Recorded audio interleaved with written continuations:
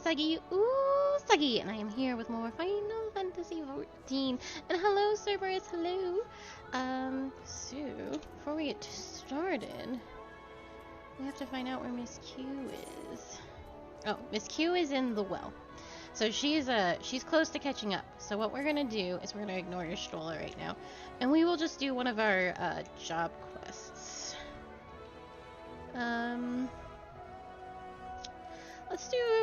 Let's do Dark Knight while we are waiting for Miss Q to catch up.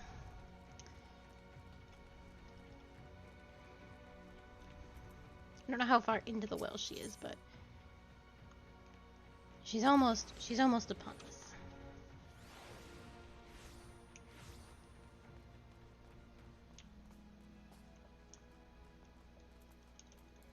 So, as I had talked about a little bit before, and because we stream Final Fantasy every day now, I don't have a lot of opportunities to actually go level my other classes, which was foreseeable. But there are, I think I pointed them out before. You know, we have Gyo, who's the healer. He's going to be physical damage, tank, and then magical is this man over here. Oh, you're trucking along. So, let's talk to Grandson. The tall, dark stranger is regarding you with a mixture of curiosity and approval.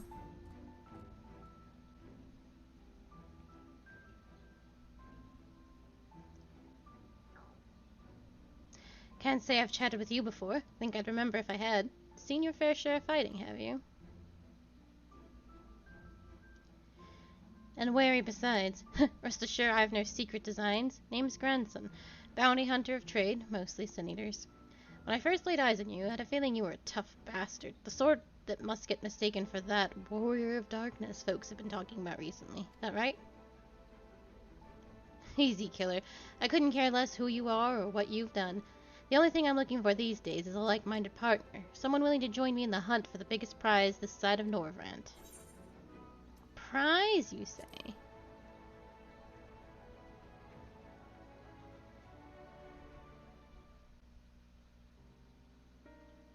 You're very close. If you're level 25, you should be able to get a mount very soon. Thought that'd grab your attention. Daikanase's the fiend I'm after, one of the so-called cardinal virtues, as folks are wont to call them. Former warriors of light, the esteemed heroes who saved the realm a century ago. Dear old Brandon was one of them, I'm told. Stop me if you've heard all this before. Anyway, like his comrades, Brandon died in the process, only to return relatively recently as a sin-eater. The better to torment we few who survived their mercy. Needless to say, I aim to put an end to all that.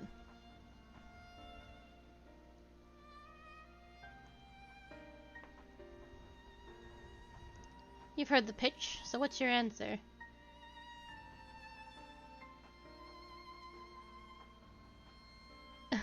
Actually, NPC-wise, one, I think. If you're talking about player characters, hundreds of them. You've heard the pitch, so what's the answer? You interested in hunting Daionasuke with me? Daionase?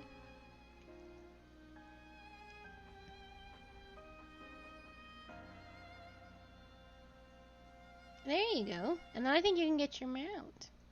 Not a whit of hesitation. I like you, sinner. Nevertheless, I'll need you to humor me and prove that you're the dab hand I think you are, for my sake as well as yours. I've heard reports of stray sin-eaters drifting close to the Crystarium. Come with me and put my mind at ease.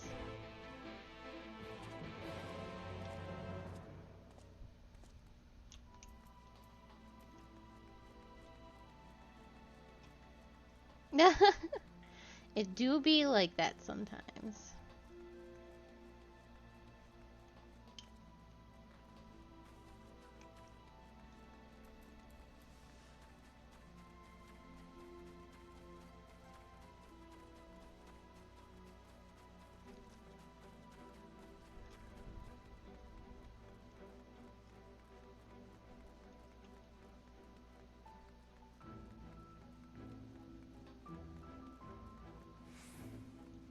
Oh shoot, I was running towards main story quest.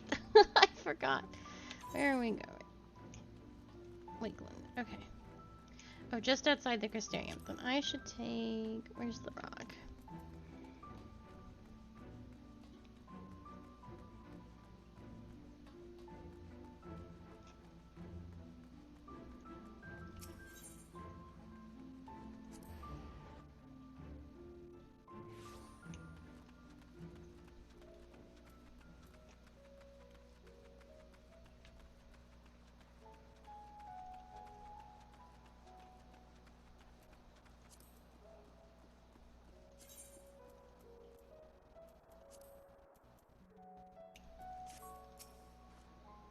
There you are. Very good. The sin eaters we're after were sighted west of the Encinor Gate, so we'll need to head through there before we begin our search.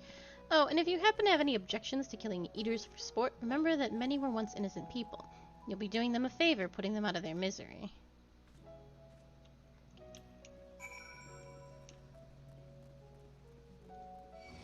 Oh, leave me alone.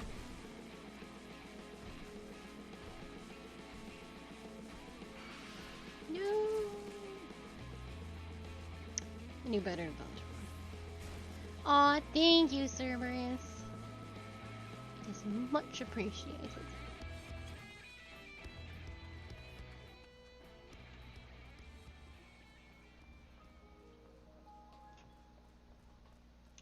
What kind of character are you?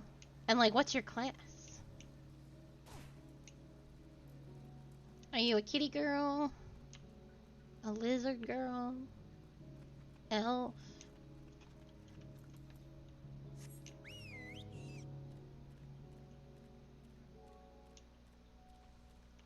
Are these all sound-based?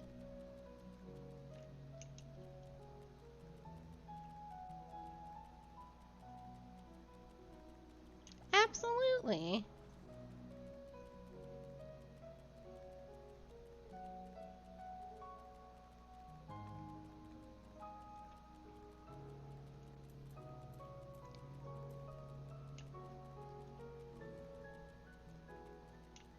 Oh, there he is. Wait. Right next to this big-ass tree. Way to go, game.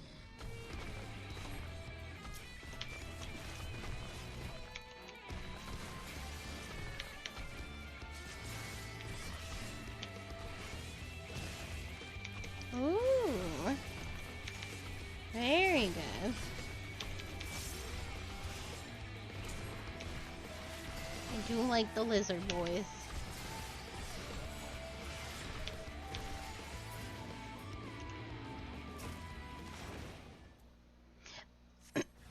My main is a lizard girl.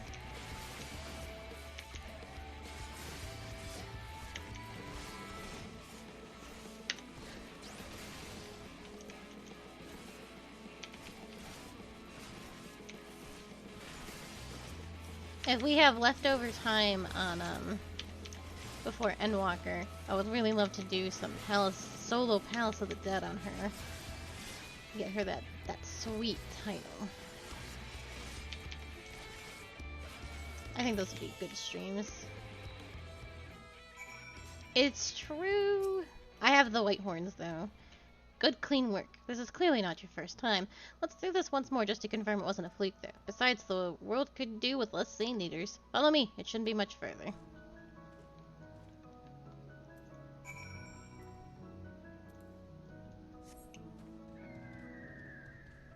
Ether current.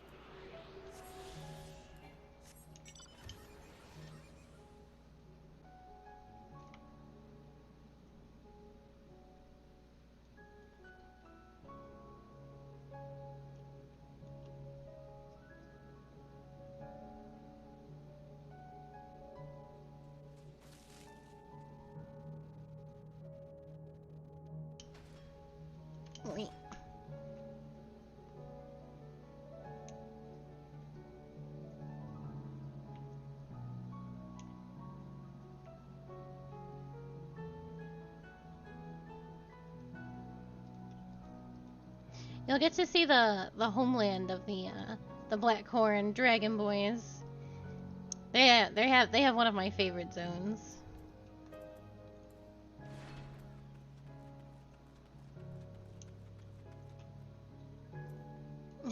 Absolutely. Don't look at me. Your prey is out there somewhere.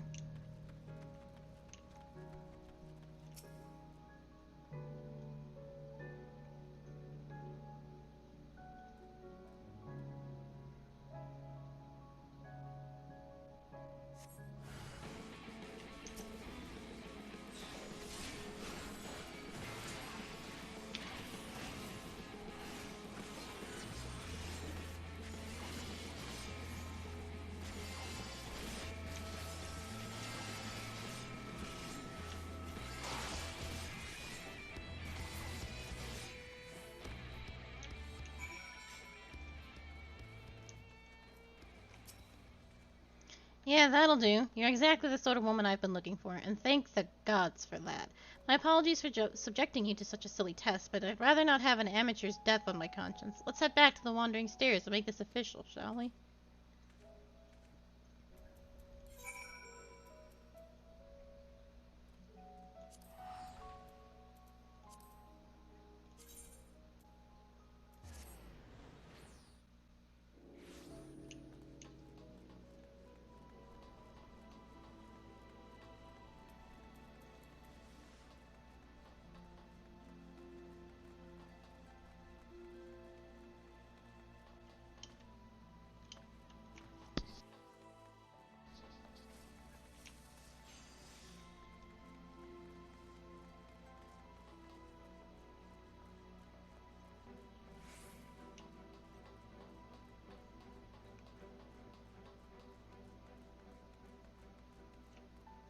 Where my man be at? I thought he was supposed to be right... Oh, there he is.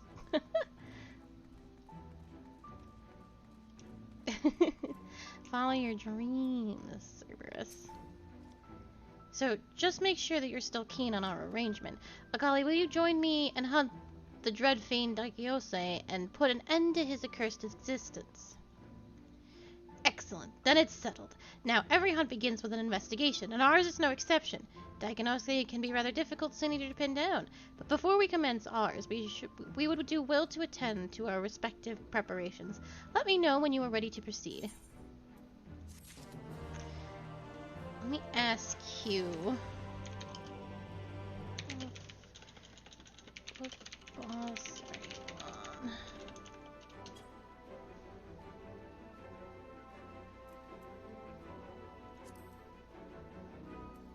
She probably doesn't know how to respond to FC.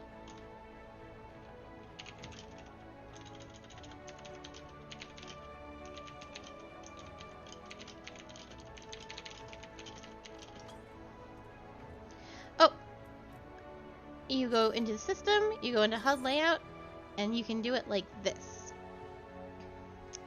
And you can also, so I have, let's do, where's hotbar? Oh, I'm not using... Oh, I am using hotbar 5. So I'm gonna put a hotbar 5 over here. You hit the little wheel. You can turn it into different shapes and stuff. And I think.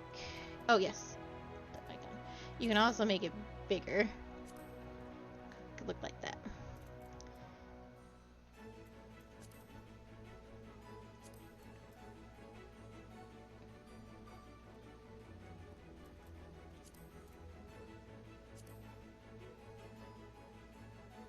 I need a hotbar 5 to not actually be where it is, because I can never actually find my tankin button. I think my Asuna will be down there too now. Well, we all just deal with it. And then you can, there will be things in purple, like, so I can hide this. Oh, if I right click it, I will hide it, and then it will no longer be there. And I just pop it back. Yeah, it is very, very customizable. I moved my map down here, my money's down here. All my status ailments and stuff. You can move quests. So on my main, because I play healer, I actually have my party list like way moved in so that I can see my... So it's easier for me to do, because I'm a clicky. I do clickies as of right now, so it's easier for me if I need to do stuff. to have my party list much closer, especially when I was playing Astrologian and had to give out cards. Less movement across the screen when I'm doing high tier raids. And I have it huge too, so I really have, it's like playing World of Warcraft again. I have a very small very small window to combat. Moving your alliance lists is really helpful, because I think they're kind of like very much in the way. Yeah. Easy peasy. She did not respond to me. But she is still in the well. Okay, we'll just keep going. Grandson is eager to take to the road. All set to embark on our great hunt, Akali. Then let us be about it. Before you ask, I've no intention of leading us out into the wilds without even an inkling of Daikanose's whereabouts. Norvrant may not be particularly large realm, but even before the flood.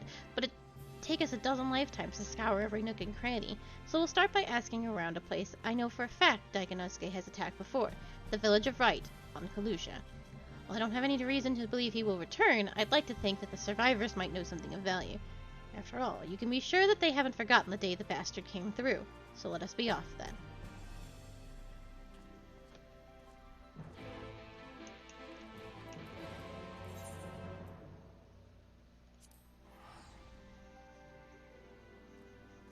Oh gosh, you couldn't change the WoW UI, though. Without mods, I don't think.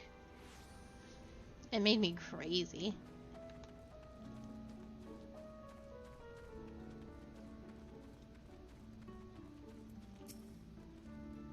Welcome to Wright. I reckon it might not seem like much to you, but to me?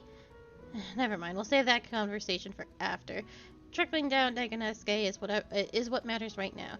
Let's split up and ask for after the bastard. Better odds of turning up useful information that way, I'd wager.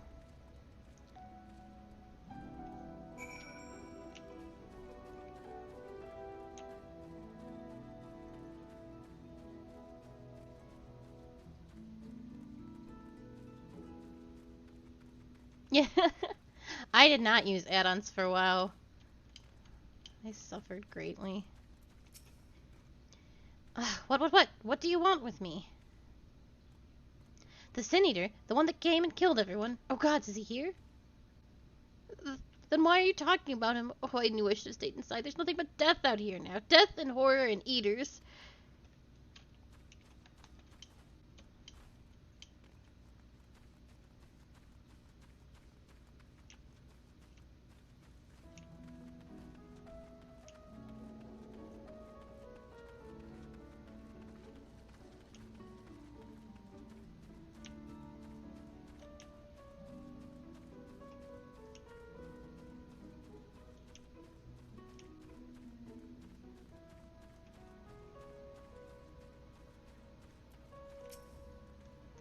Huh? Where did you come from? And what do you want with me?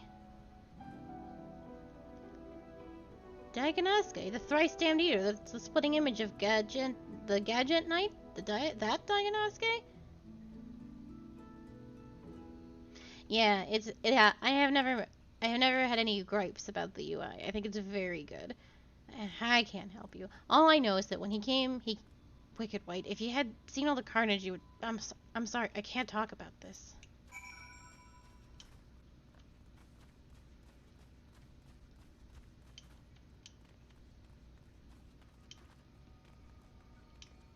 What did I get stuck on? It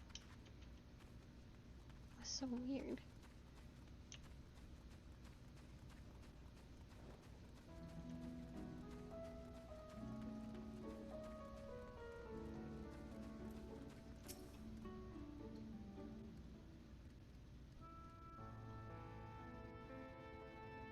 Learn anything worth sharing?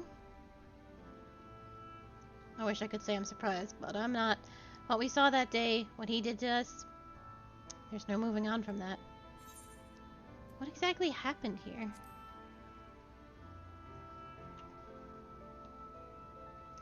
Well, I was planning to tell you the whole story eventually, but I suppose now is as good a time as any.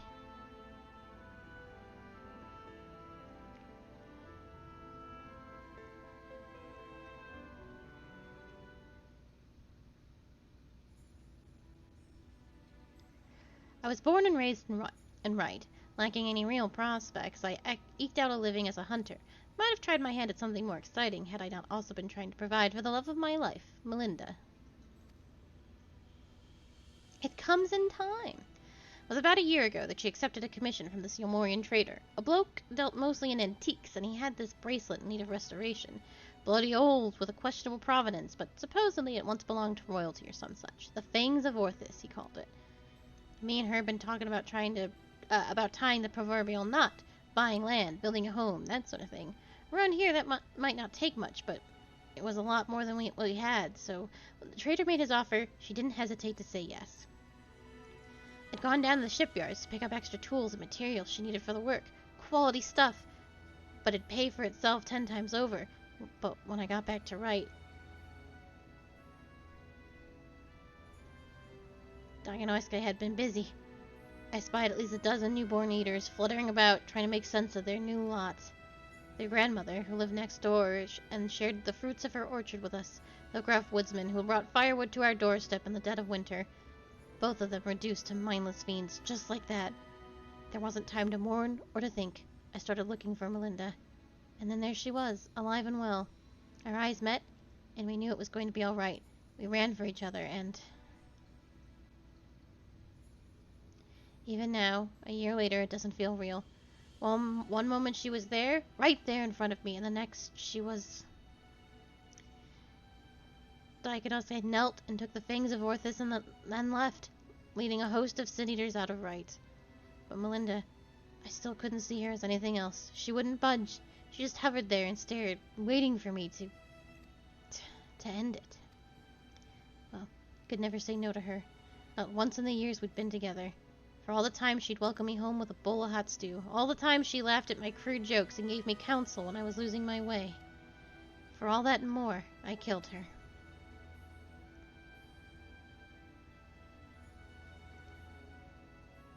I swore then and there I'd have my vengeance. Diagnoska would die by my hand. I carved the scars in my flesh to mirror the ones left on my soul, an enduring reminder of the vow that I never dare stray from the path. There, all done. No need to wallow in it. Wouldn't want my tragic yet trite tale to put you off your hunt. Still with me to the end, sinner? That's the spirit. Still, I've some unfinished business here, so if you could give me a moment before we resume, I would be most grateful. It is very sad. No. Oh, you stay out here. Oh, fuck, I'll never remember that. But I'll try. Where is she? Oh, she is back at the Crystarium. So we may continue. We're gonna go find her in voice.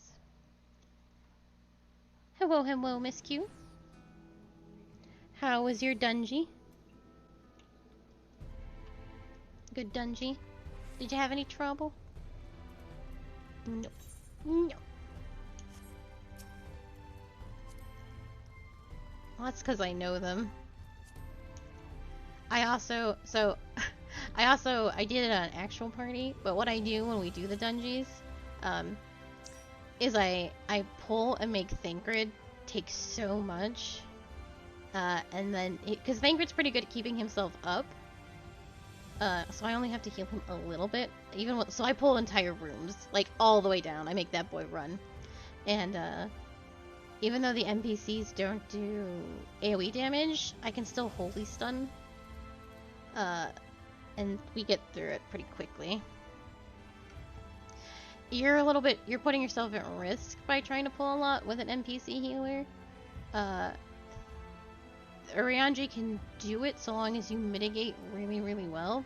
Alphonse absolutely cannot. He just can't.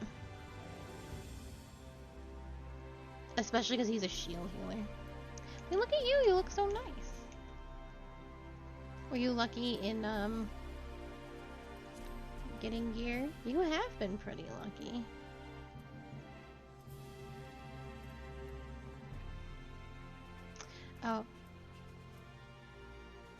Oh, it keeps giving me earrings as my free item, but I have the pre-order earrings, so they're worthless to me.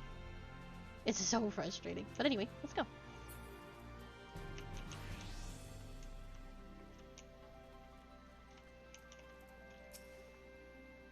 Y'shtola said she needed to speak with us. It sounded rather urgent.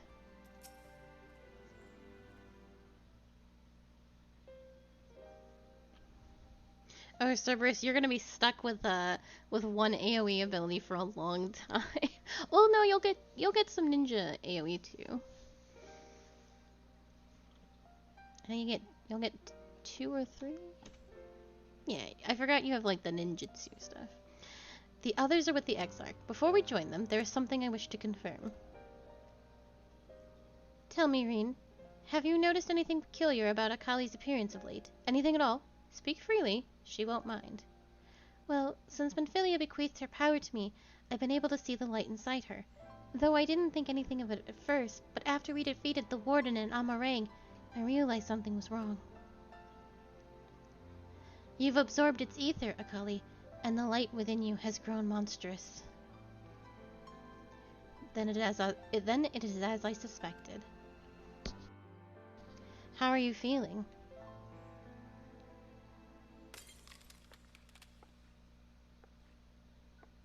Akali!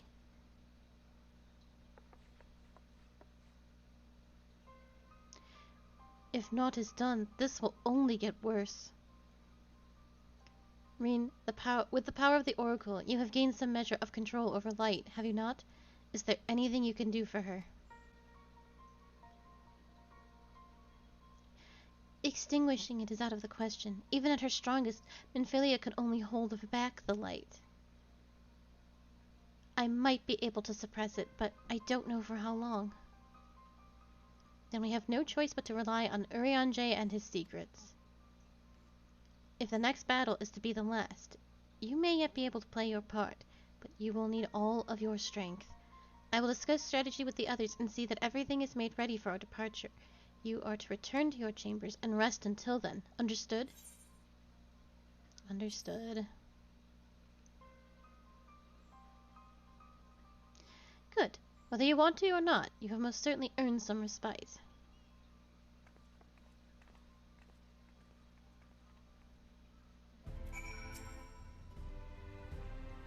Uh-oh. We got too much light.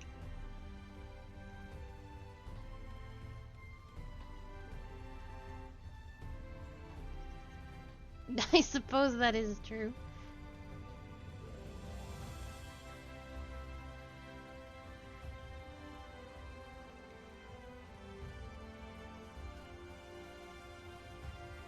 You want to kill our good friend Emmett Sulk?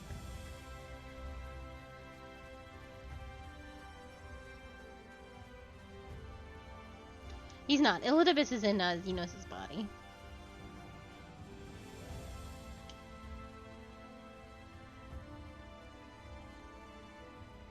I know, it's a circus. Is everything alright, miss? You don't seem quite yourself. Perhaps a hot meal and a freshly made bed will improve matters. Your room is ready if you care to retire. Very good. If you should have need of anything at all, pray do not hesitate to call.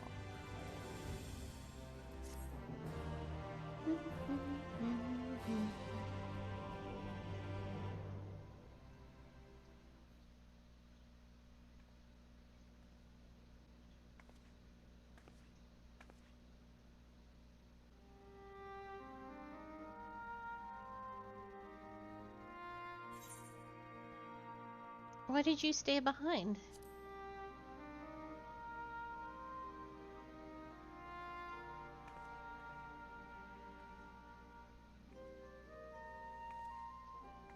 And sometimes the dead would rather not be disturbed.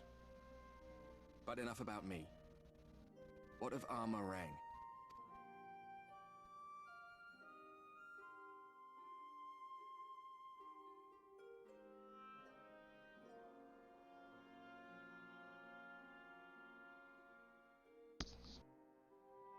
I see. Minfilia's gone then. Which means the reason I must suffer this purgatory shall forever remain a mystery.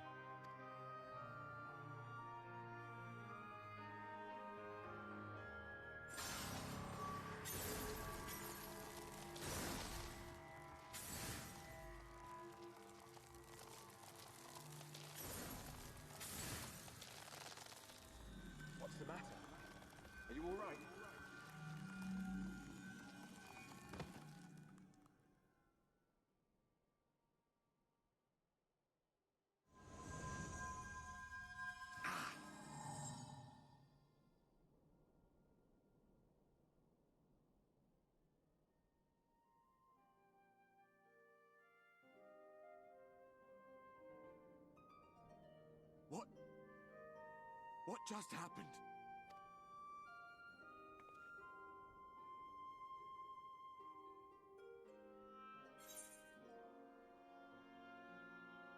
Not even the most valiant heroes can stand alone.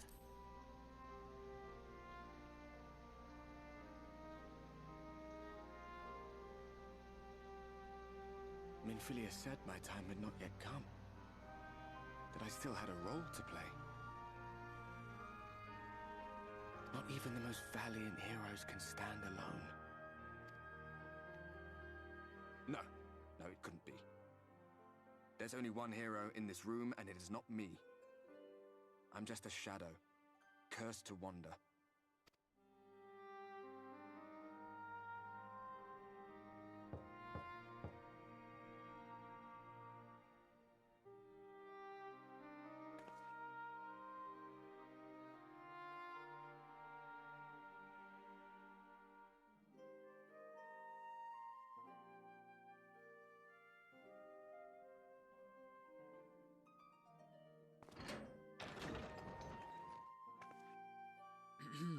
Forgive the intrusion, but Minfilia, that is, Reen, and the others were asking after you. Is everything all right?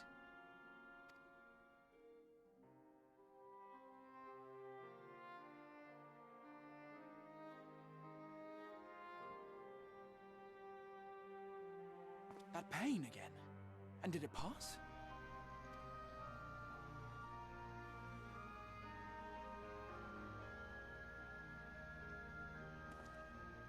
Thank goodness for that. I would not wish to see you suffer.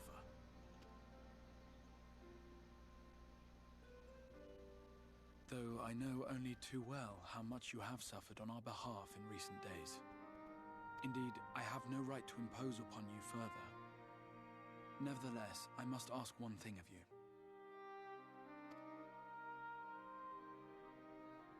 That you survive this, no matter what. When the dust settles, you must return to your world, for the battles to come, and the wars yet unwon. The final Light Warden is all that stands between us and victory. There is still much we must do to prepare, but for now, I will see if there is aught that may remedy the strange affliction which plagues you.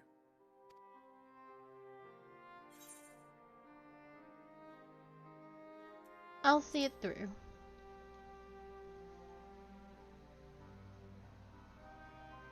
Of that I have no doubt. Even if I had my pick of every Reflections heroes, I could not have asked for a finer champion. I'll not keep you from your rest any longer. Take as much time as you like.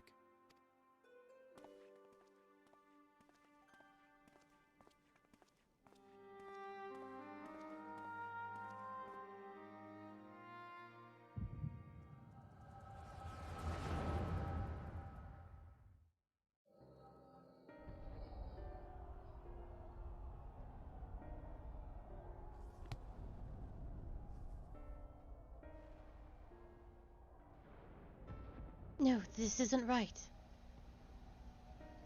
It would need to be later, after the liberation of Alamigo, perhaps.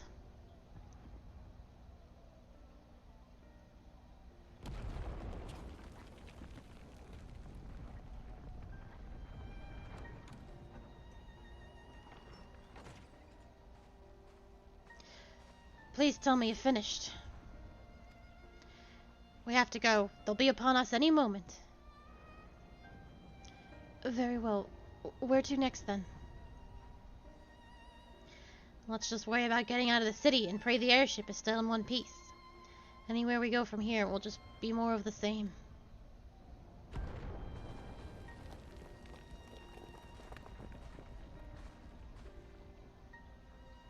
Gods, by the sound of the last one, I reckon the Knight's 12 might be in the Knight's rubble by now. Yes. Without context, it probably doesn't make too much sense.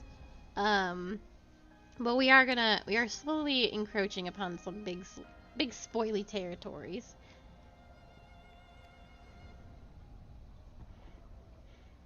Is there nothing else we can do? To look around you. This isn't war. It's a sickness, and it's spread to every corner of Eorzea. The city-states are in disarray, and by all accounts, the Far East's faring no better. There'll be nothing left of us when this is over. The world is beyond saving.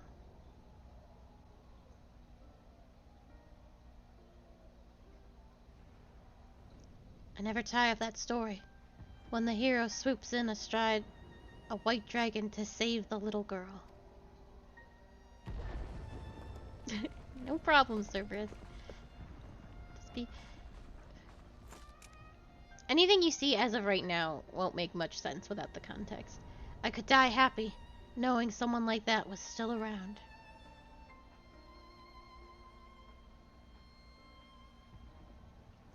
Indeed, but not today. Not while our message remains undelivered.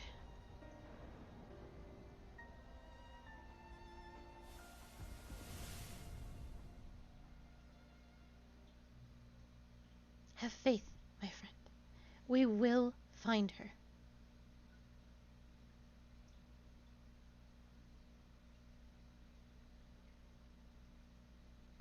Thank you, thank you.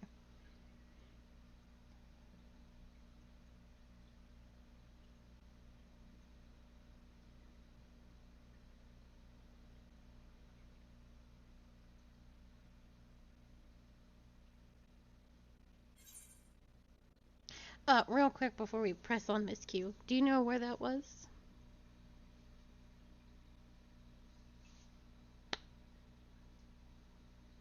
That was House Four Tops. Do you know what book that was? Yeah, it was Count Edmund's recount of what happened in Heaven's Ward.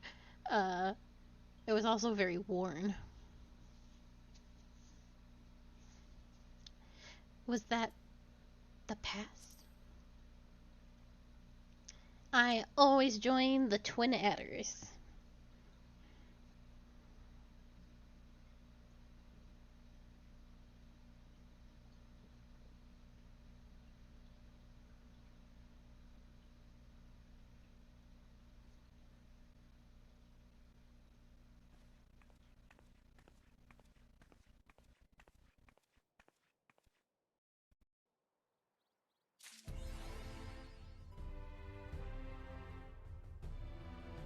I like Kane-sama a lot.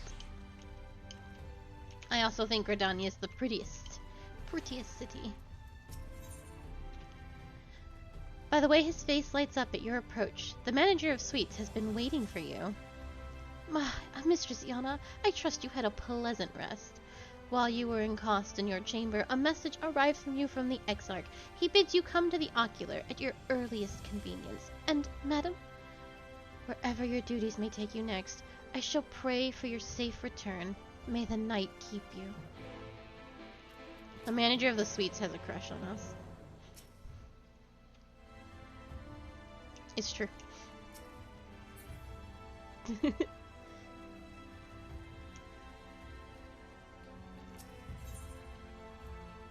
Who are you gonna pick, Cerberus?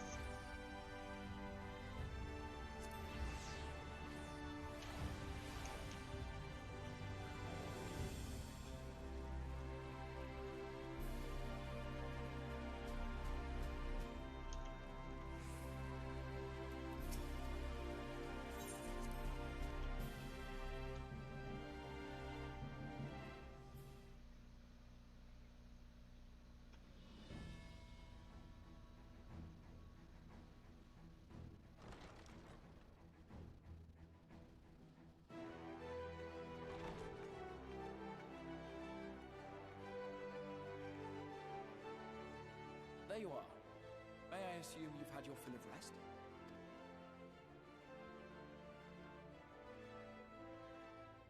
That is well. Now that we are all present, let us speak of our plan. I will be honest with you, Cerberus. It does not matter too much. It doesn't. It used to matter more for PvP, and then they made it stop mattering. Like, and you can always switch. So I would pick whatever city is easiest to get to for your job. So for you, that would be Limsa Lominsa, or whichever city you have the most crafting glasses in. It's all the same, really. Thus far, we have vanquished 4 Night Wardens, restoring night to much of Norvrand. Only one remains, that of Calusia. And with Reen to guide us, I am certain we will find it.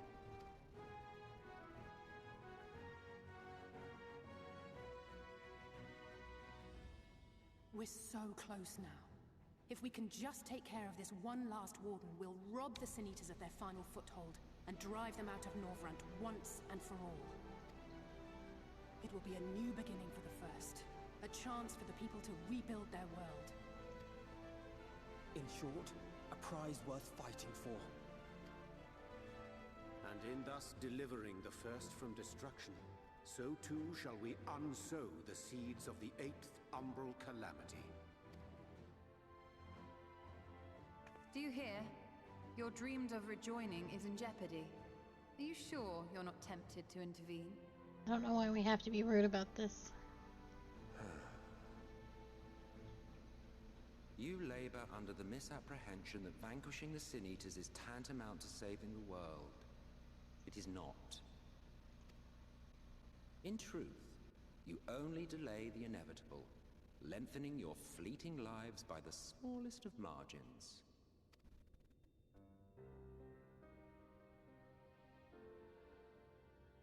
Twould be churlish of me to deny you this small concession, close as we've become. Foolish and misguided though you are not without charm. I don't know what fucking taunting him was meant to achieve. Like, oh, we're gonna undo your plan, and he's like, okay, I'll simply redo it. I am immortal. I got all the time in the world. Each and every one of you is possessed of a noble heart. When the weak want for succor, you do not hesitate to provide it. Alas, your nobility is short-sighted. You think only of the problem in front of your nose. A limitation of your ephemeral existence. Our lives may seem short and insignificant to the likes of you, but one does not need to be an eternal being to achieve lasting change. If I may stop you there, I do not claim that we Ascians are special. That is another misconception. In the beginning, everyone lived nigh for eternity. Such was the natural order of things. But like so much else, this was taken from you.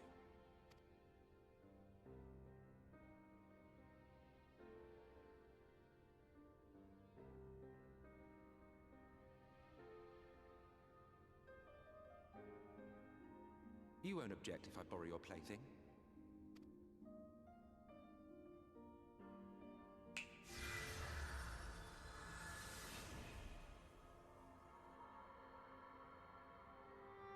In the distant past, when the world was one and whole, a great calamity threatened all life.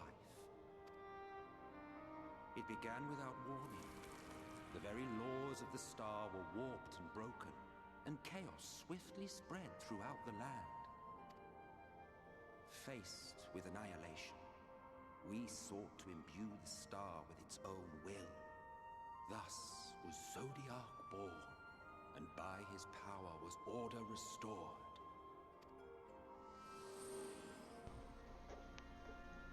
Ere long, however, thankless fools began to fear that Zodiac's might was too great, and so they conjured another to keep him in check. Your own dear Hydaelyn. And the two beings waged war until, with a single devastating blow, Hydaelyn unmade Zodiac, scattering his being across space and time. So you told us in the Katana Ravel. Yes. And there began our woes, with Hydaelyn's blow and all that it wrought. As a counterbalance to Zodiac, Hydaelyn was created with the power to enervate her foe. This singular ability strikes not at such banal things as flesh, but everything that defines the target, diluting its existence. For example, were she to strike you,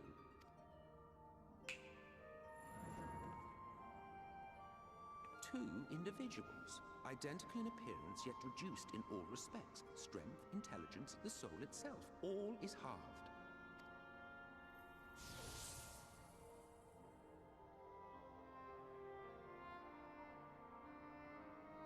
Do you see? This self-same fate befell not only Zodiac, but the very star.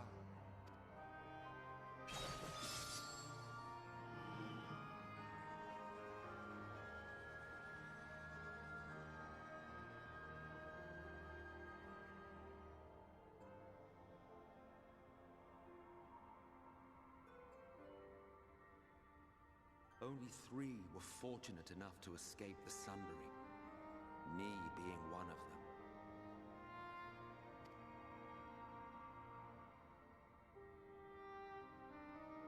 When I beheld the shattered remnants of our home, I knew deepest despair. The inhabitants of these 14 fragments were feeble, frail and foolish, oblivious to their imperfection, ignorant of their past. Malformed creatures thrashing blindly about. Pitiful, disturbing, depressing. So, we took it upon ourselves to rejoin the worlds. But in our eagerness and, I confess, our ignorance, we erred and made a useless void of the 13th.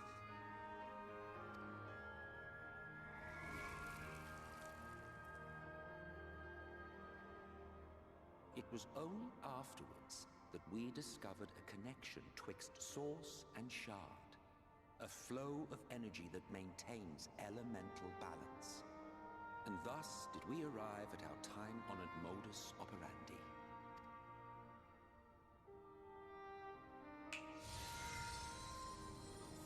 From a purely Asian standpoint, it could be said that what you seek to do is only logical. But that would be to ignore the immeasurable destruction wrought with each rejoining. You have murdered millions, and this we cannot condone. By your fragmented existence, you continue to give rise to tragedies far crueler than any calamity. But yes, moral relativism and all that.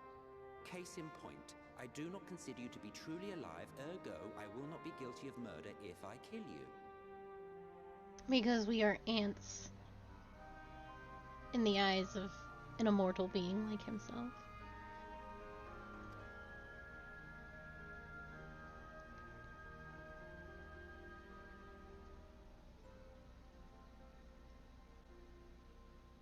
Oh, don't look at me like that. You for whom I have only the highest expectations. A vaunted hero of the Source, 7 times rejoined.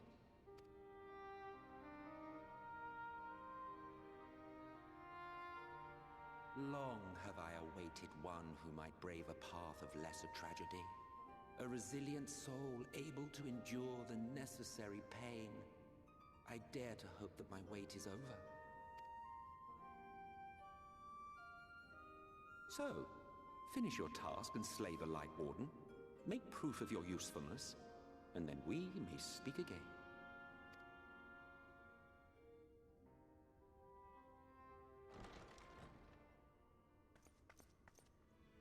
Forgive me, my lord, but this could not wait. Speak freely, Captain. Our informant in Colusia sends word of unusual activity in Yulmore.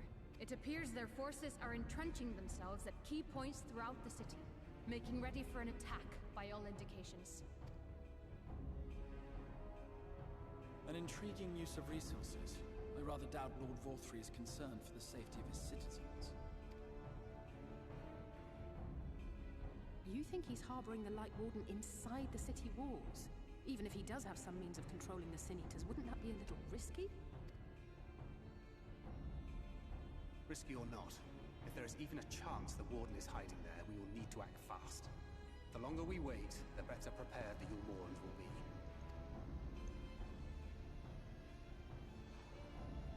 Agreed. See to your preparations then and make for Calusia. God's willing, this hunt will be the last. Let us see it through to the end.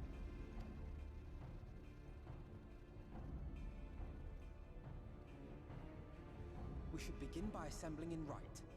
There we may assess the situation in Yulmore and decide how best to proceed.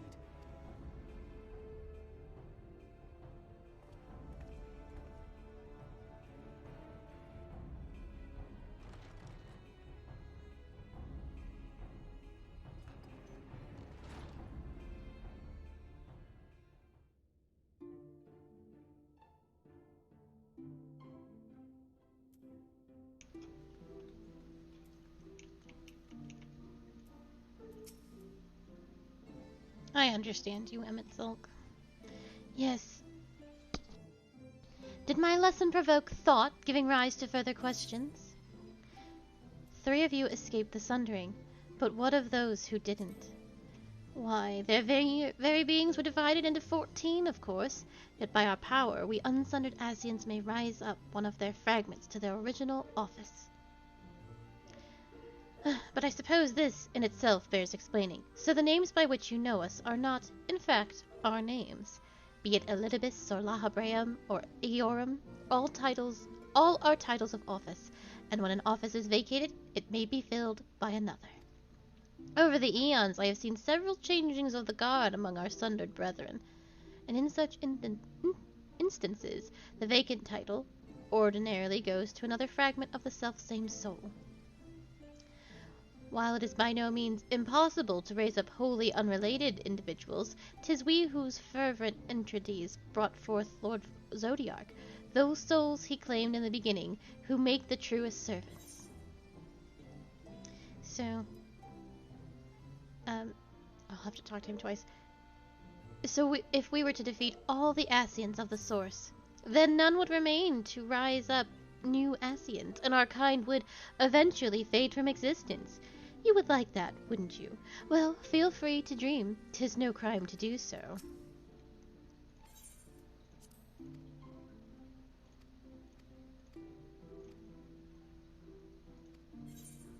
What is your true name, then? Oh, there may come a day when I reveal my true name to you, but this is not it. Of course, you may well die none the wiser, but life is full of such disappointments.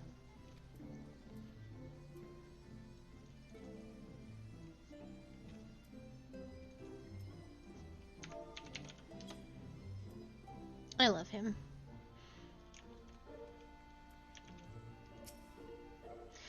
We've not spoken for a while, have we? Not since the aftermath of the Eater's attack. Rest assured I am fully recovered and will do my utmost to support you and your fellow warriors of darkness. You, however, don't much care for you. He brought us here. Your condition is unchanged. Good. If you can but hold out until the end of the coming battle, I am confident that we will find a remedy for your affliction.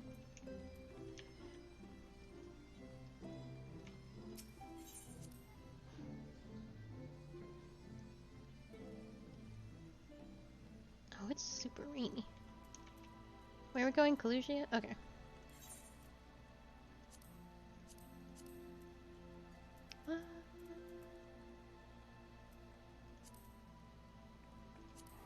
I was in the Limpsolominsa page, and I was like, where? You're right, the Exarch has not done anything. Except be a shady motherfucker. He's super shady. Him and Ariange know things. The Aura. What could it be? They are scheming together 100%.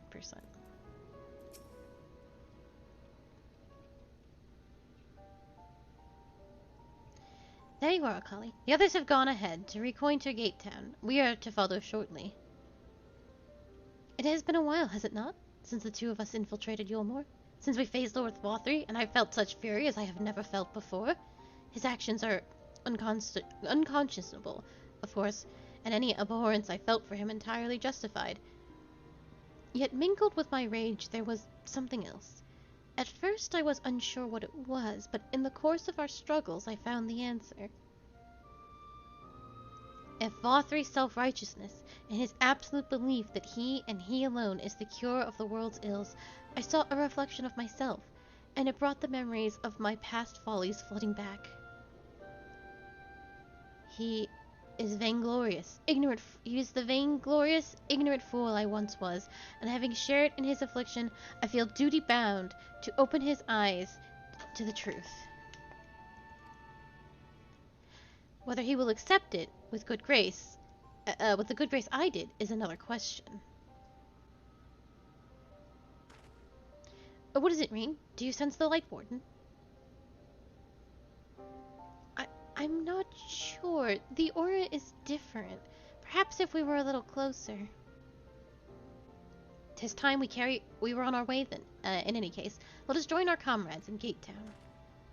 Akali, as a precaution, may I ask that you go first to ensure that the path is clear? The closer we are to Yulmore, the more I worry that Reen might be recognized. If you see any prying eyes along the way, pray encourage their owners to look elsewhere. Me? Shady? Not even once.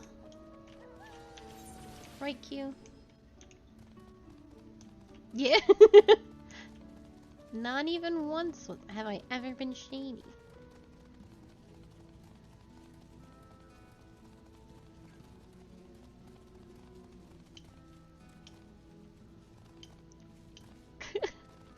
That's an assumption.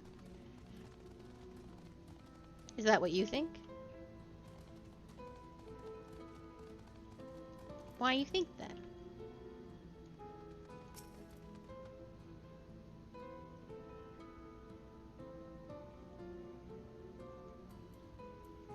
I'm 100% angle. I mean Sasquatch. Lord Vothri, we hear, we obey.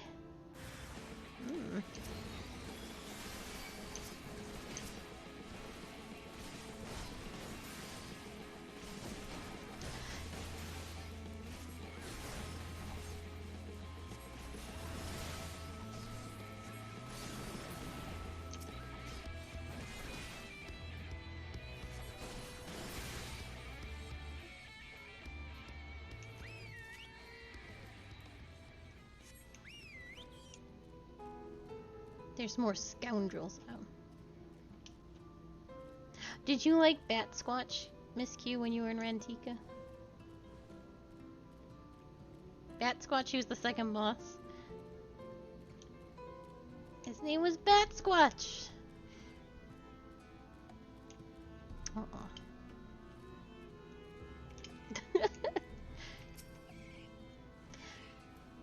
Voth. You hail the civilian, but he does not respond and continues his incoherent rambling. So what do you think's going on with all of this?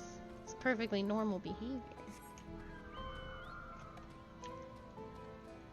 His voice ain't right.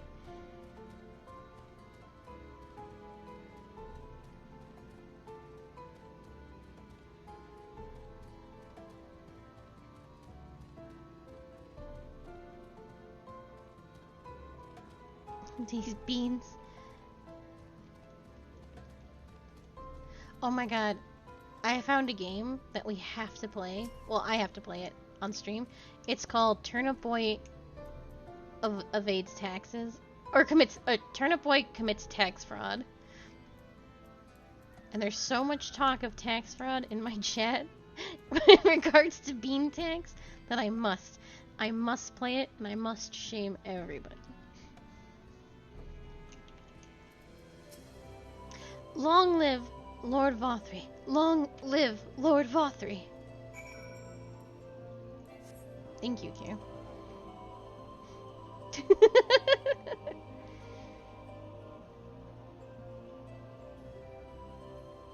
Every day? Hey, thank you, Cerberus. Every time you buy something. Oh, and thank you for the sippy. I will take that right now.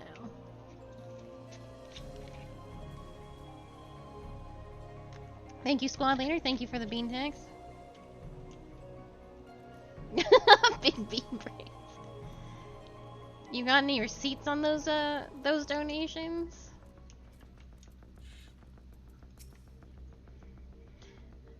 How good of you to join us. I was debating whether to warn you, but it's too late now. I take it you noticed the people behaving strangely along the path? It's more of the same here. Y'shtola and Alize are investigating as we speak. Let's wait and see what they have to say. Ooh. You're gonna want those weenies, those sausages. Fuck me, what am I supposed to eat? I guess I'll eat this thing.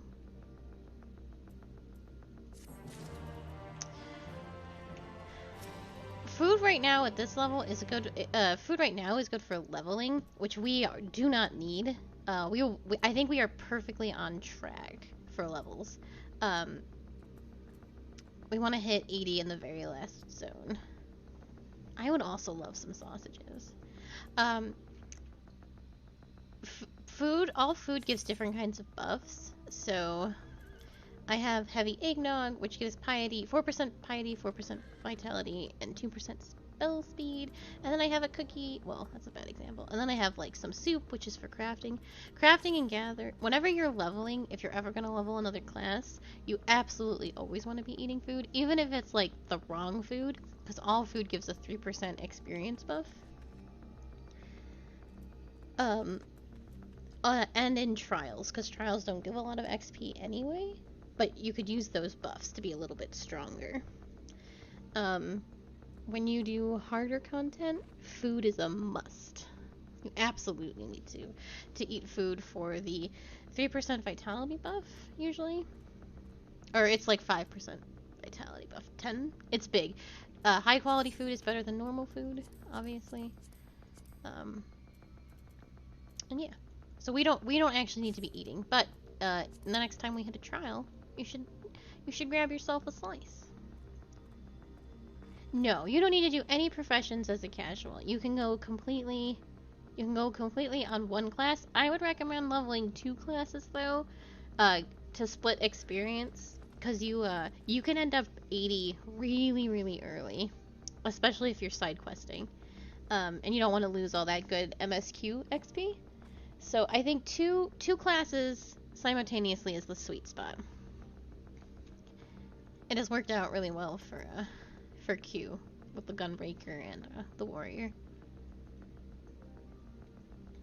2 classes that can wear the same thing is even better, because then you share the gear. But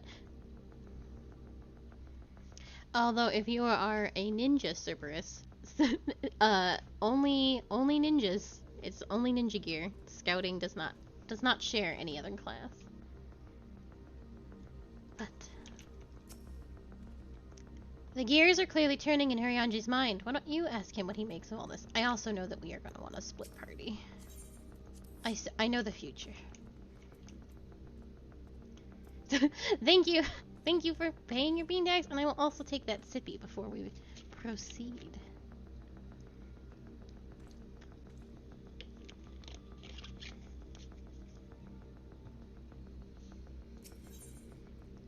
Urianger is trying to make sense of the strange phenomenon afflicting the residents of Gatetown.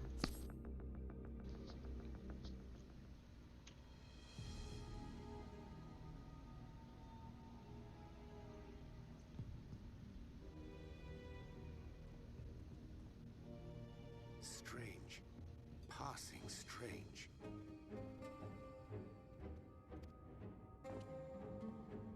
By their behavior, we may safely assume that they are under Vorthri's mind control.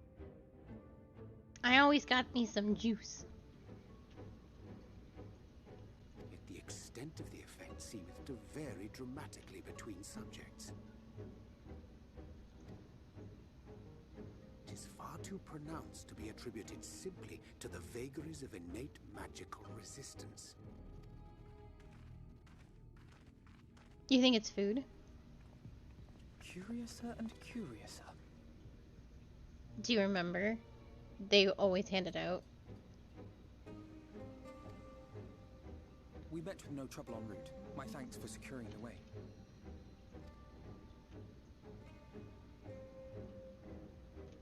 the state of the townsfolk, I see we were never in any danger of being recognized. What can you tell us from here?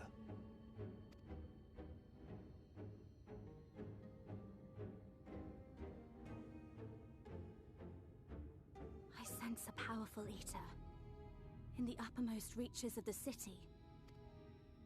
But there's something different about it. Its light is impure. We need to get closer. I should genuinely drink more water. Oh, so that one's Alfino. Well, unless you're triplets.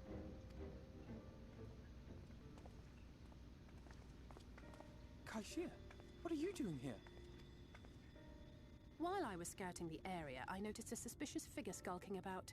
So I accosted him, only to have him call me Alfino. I thought it best to bring him along. Can you snag that bot for me, Miss Q?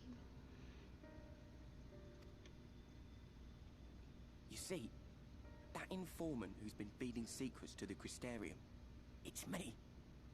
Aw. I think it depends on where you get your water from. Do we have well water, Miss Q? Mom has well water though, right? So, where Q and I used to live, we used to get water from Lake Michigan. And that is some tasty ass water. Where our mom lives, it's well water. And that is some nasty ass water. It is foul. And it smells like sulfur. So that's cool. It does. The water she has smells like rotten eggs. So they have to constantly filter it, and I think they buy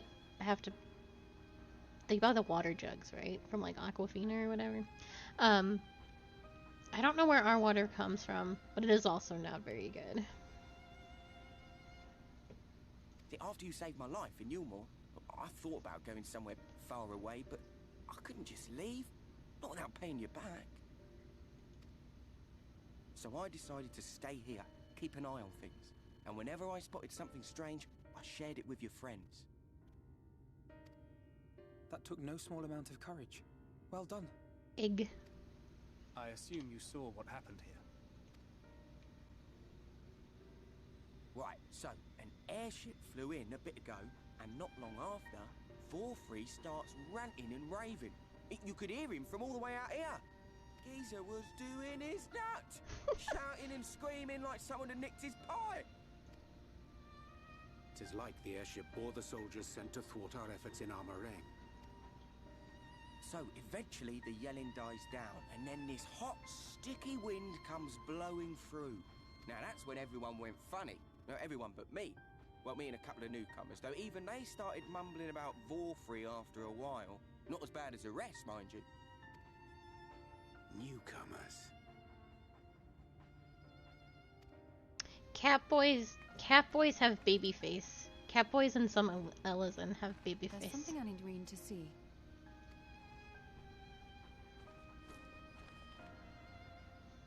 This was among the townfolk's food stores.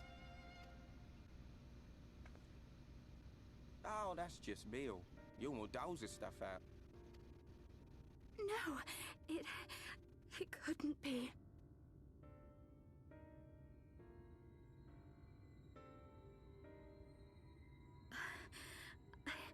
I know what it is. It's Sin Eater.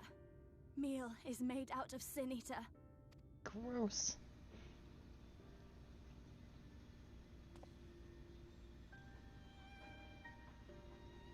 So it is. In limited quantities, it may have little effect on an average individual.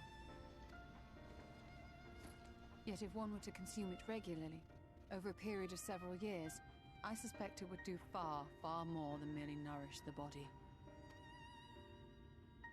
That Vorfree wieldeth power over sin-eaters is known. Could it be that those who partake of their flesh do thereby render themselves susceptible to his influence?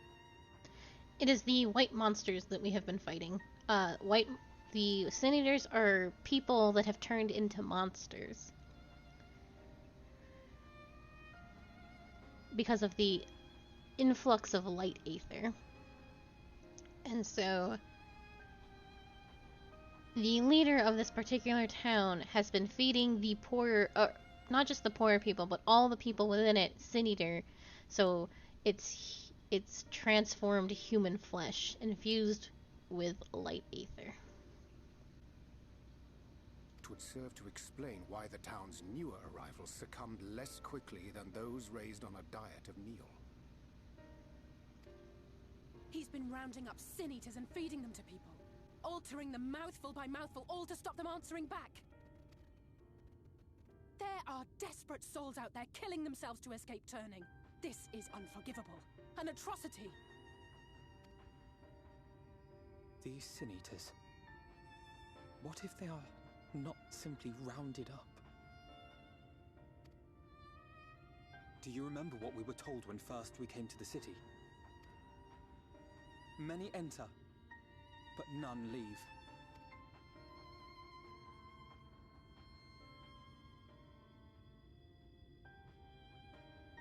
I don't know if you remember calling it super early on. That Let us put an ascending. end to it. To this paradise built upon the bones of the poor. Yeah, you called it super early on that those that ascended were actually being turned into Sin Eaters. And I was...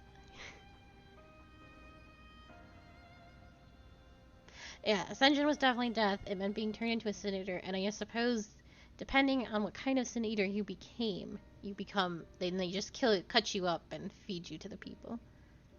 Vorthri's deeds are beyond justification, beyond forgiveness. Evil.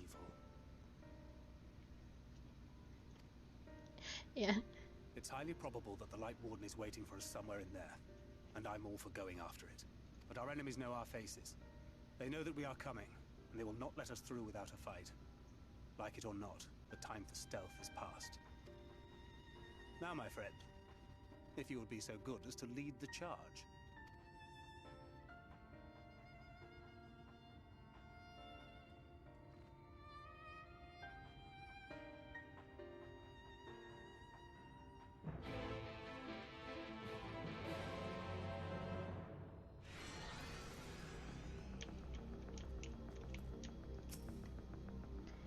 The uppermost level of the city houses Vorthri's chambers. He must keep the warden close.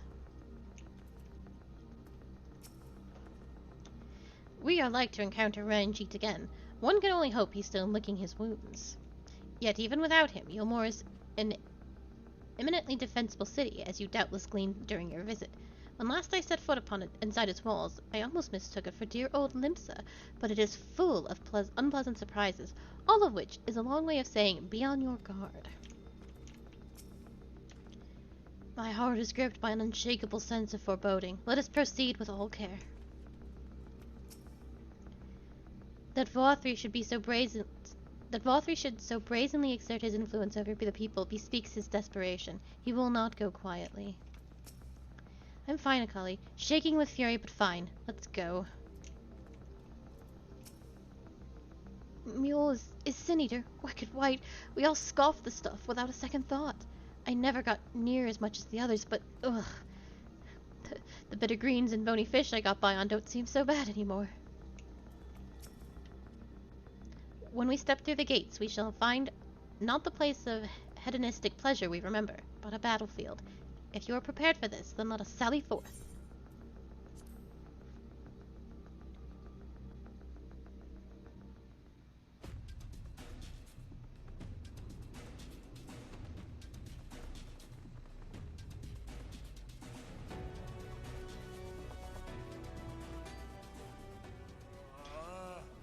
I can feel it.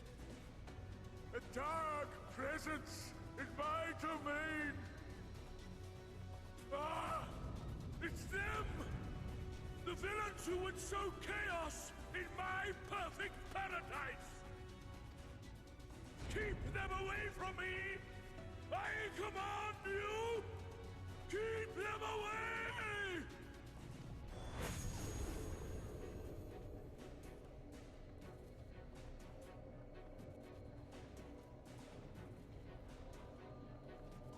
Long live Lord Vorthri.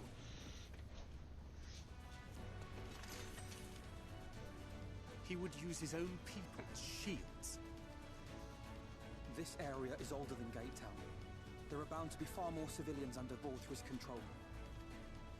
But they do not act of their own free will, and we must not harm them. As if we ever would. Press on with Alphonel. We'll hold off the civilians and join you as soon as we can.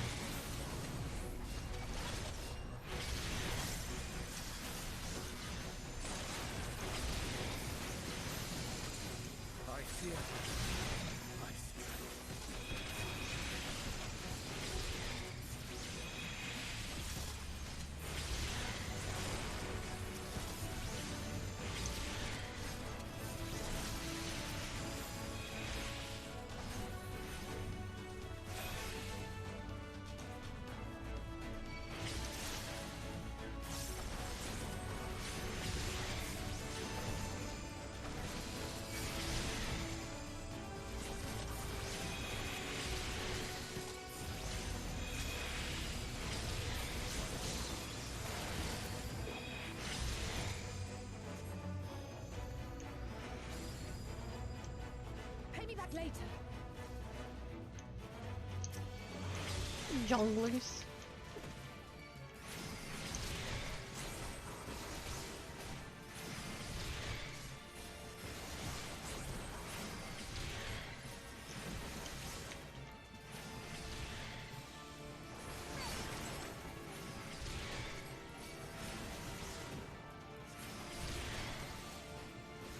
Show's over.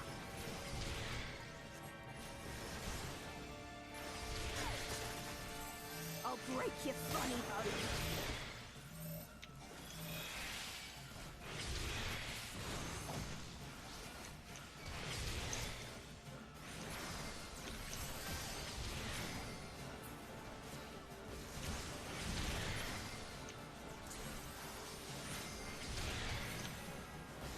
I should have just took the damage. I think I could have moved out of it in time. Still can't see my cast. No more Mrs. Nice Jester.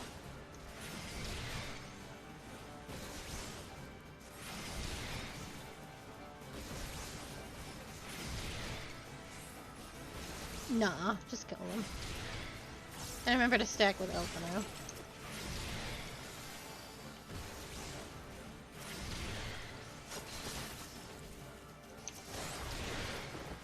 Can I rescue the boy to me? I just can't. I'm just not allowed to have fun.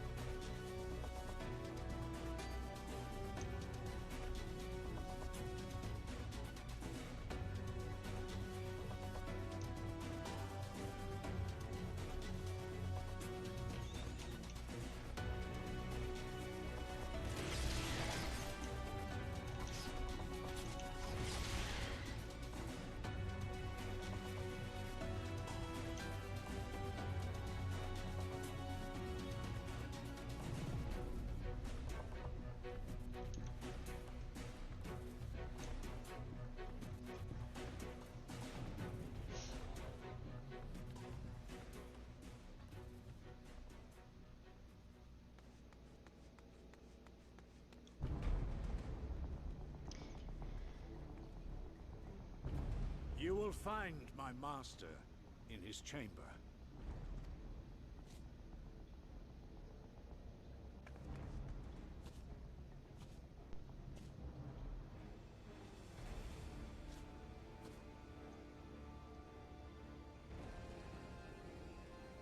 But only should you kill me this day. And you will not. Why do you go so far?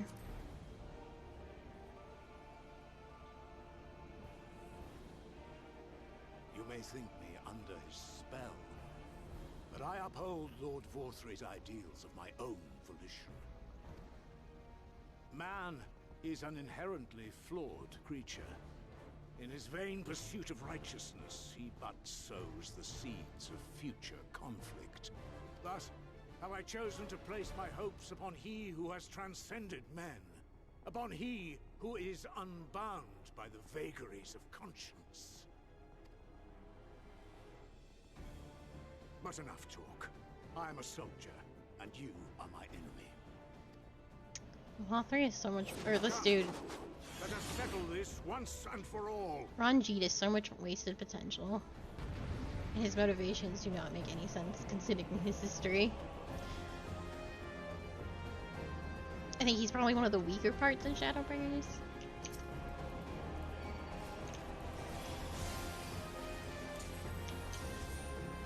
Will that wall kill me?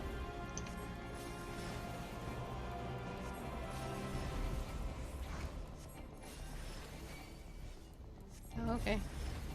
No problem. Bit of a problem.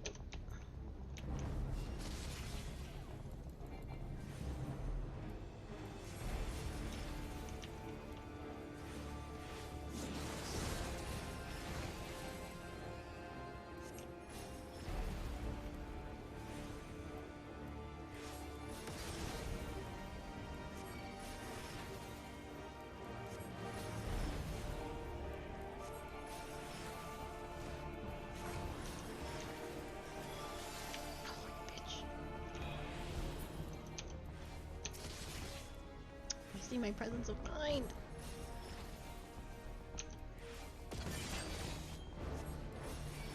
Oh, what a waste.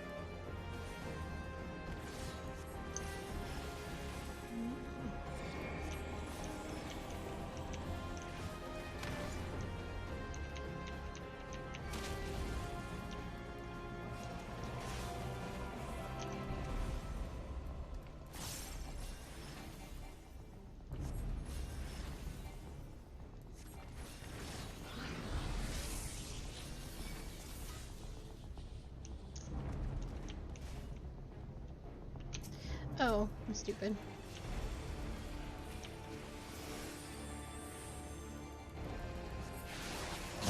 Yeah, that was my bad. I was looking for a safe spot.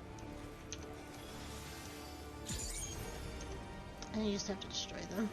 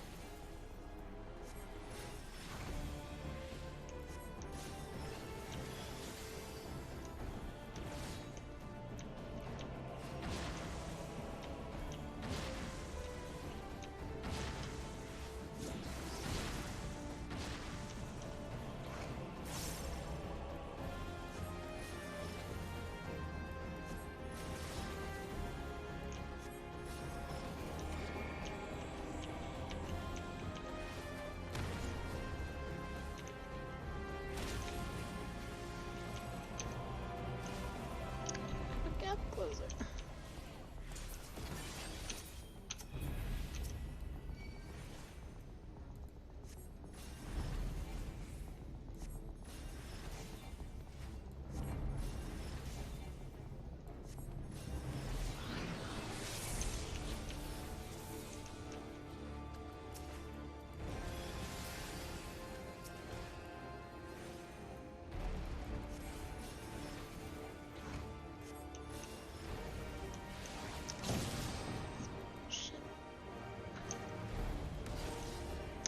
That hit me? I don't think so, sir.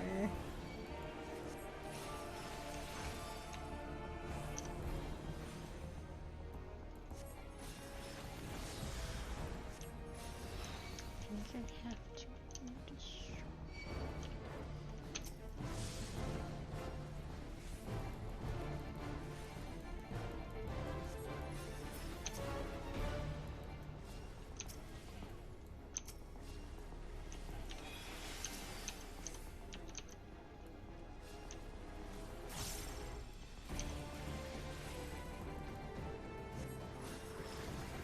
Also have to kill him.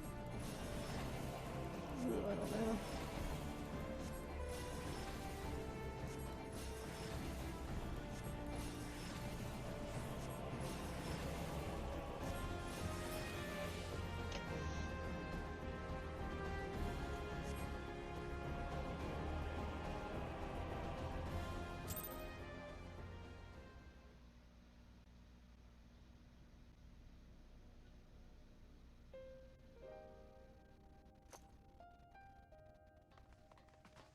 Are you alright, Akali?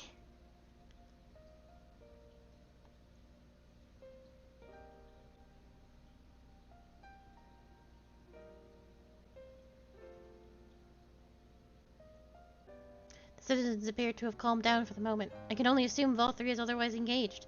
Let's get to the upper floor while we can.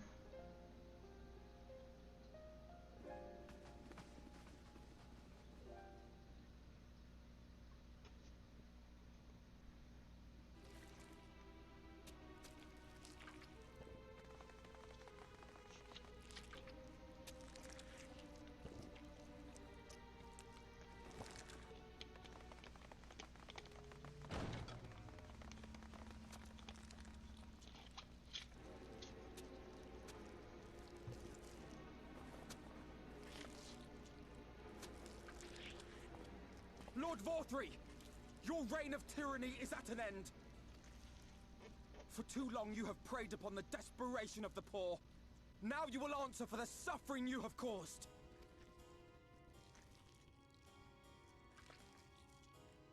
And if you harbor even a shred of remorse, I beseech you to use your powers to redress the balance for the future of all in Norvrant.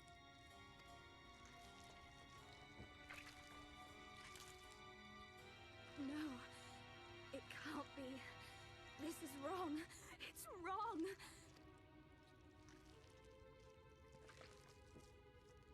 The Warden, it's not just a Sin Eater. It's a man.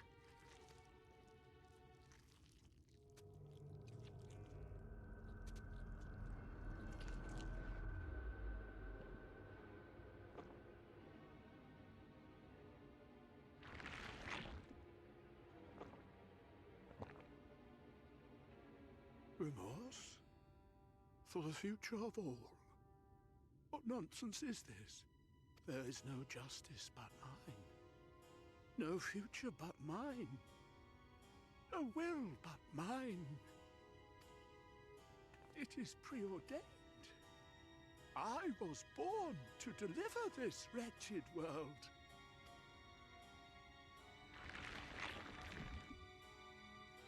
Me? Unseated? No.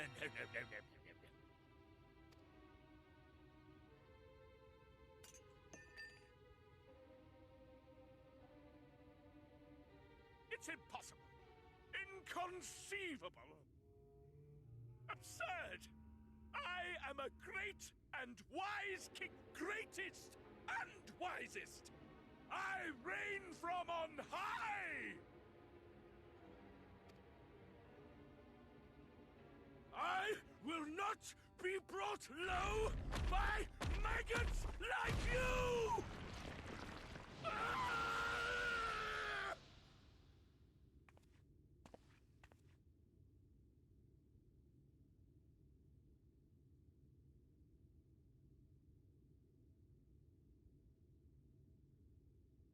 Oh, yes, of course. I can begin again. Rebuild my paradise once I finish my dinner.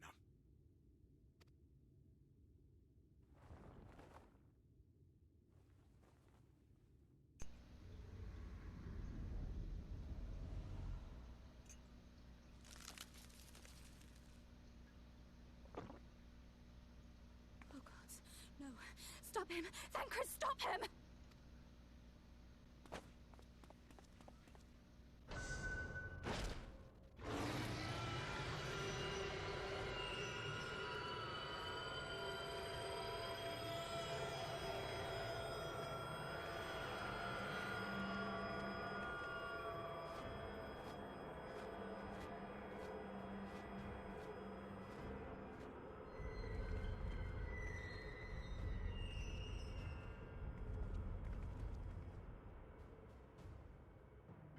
One day, I will be a beautiful butterfly. Where did he go? And everything will be better.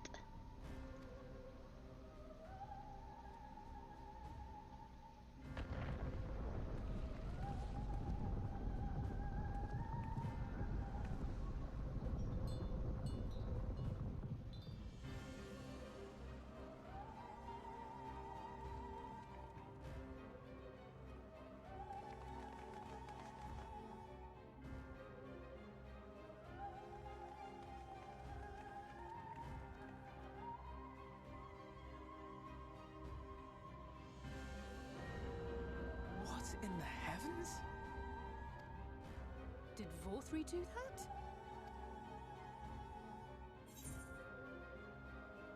We must give chase.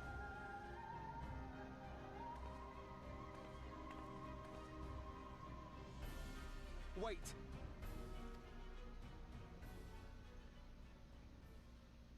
That is Mount Gulg, the highest peak in Calusia. It lies on the other side of a sheer cliff, and much as I wish it were otherwise, it is beyond our reach for now. But even if it weren't, there are people here who need our help. Oh, Alphino.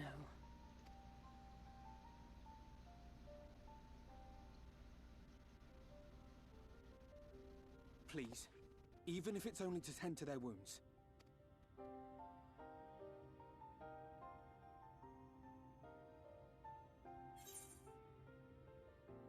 You don't need my permission.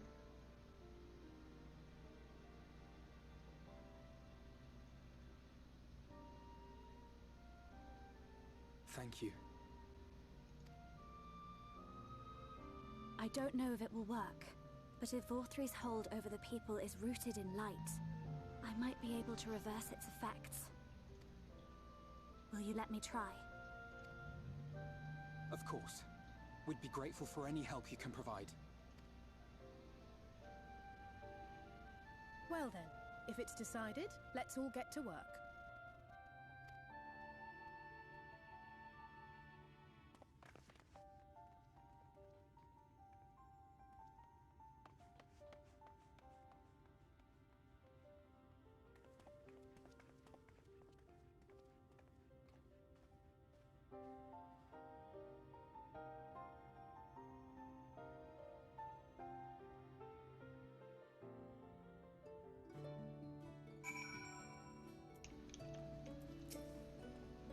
Good news, Cully. It would seem that Reen is indeed able to reverse the effects of Vorthree's influence. Even as we speak, she tends to the afflicted in turn.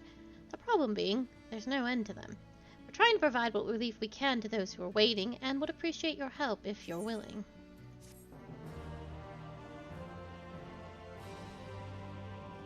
You can now attune with the Aetherite in Yulmore. Thancred has a task for you. So here is some dream powder.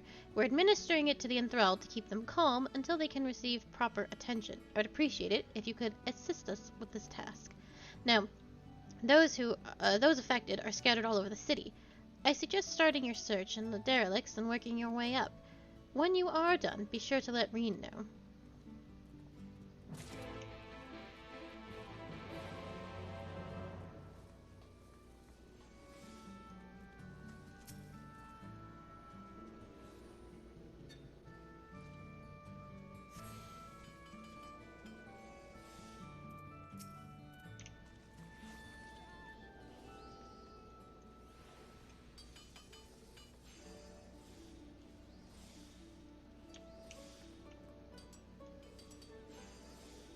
Scythe is not a next expansion.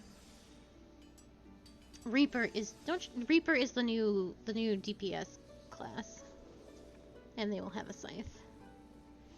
But let me show you. Attune to this aether, and I will show you around because this is our hub city for the time being. This is like our Idleshire and our Relger's Reach, our Mardona. You will be here a lot. So okay.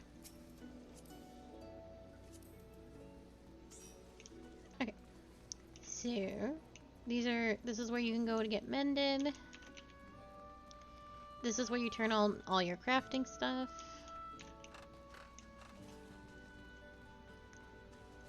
This is where you can go to get materia. We will put materia in your endgame gear. And I have tons and tons and tons of crystal shards on Casa, so don't even worry about it. I'll get you all materia up. And then this table over here is the most important.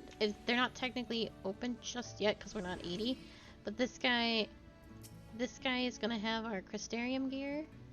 I'm sorry, not Crystarium gear. Our final endgame gear. And this person will upgrade it for us.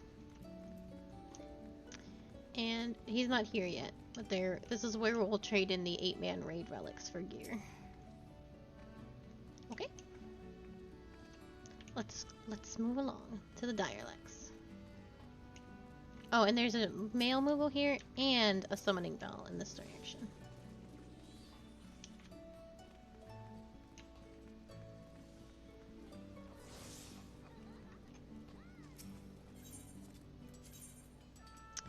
Ooh, I don't remember where the Dialects are.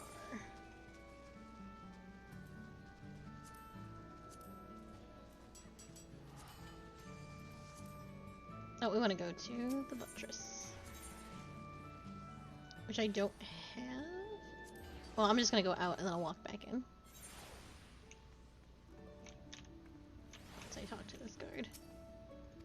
Oh, fuck. Oh, here we go. This was right. Okay. We do want to go around, though.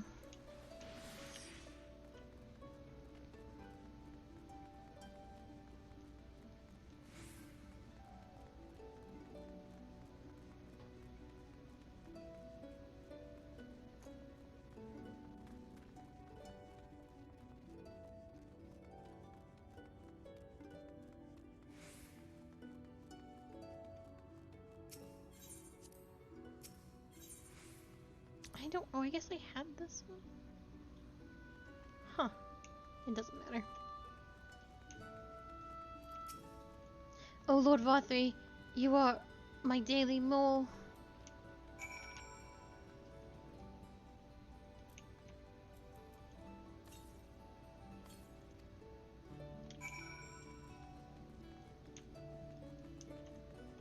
And we want to go to... Let's make sure we have the southeast Derelict, which is just a quick little jaunt over here. Because I couldn't teleport to them, which was weird.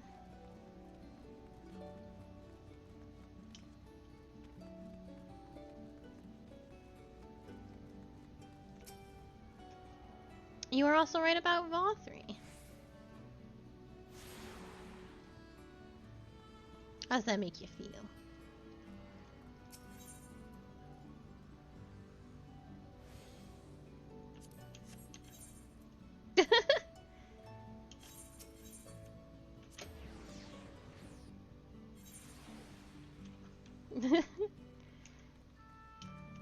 The mainstay.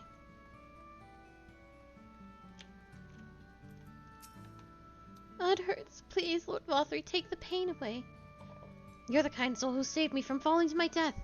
My mistress, she's been injured. Please help her, I beg you. What is this? She's sleeping. A medicine to help her rest while she waits treatment, you say. Oh, thank you so much. When she began acting strangely, I didn't know what to do.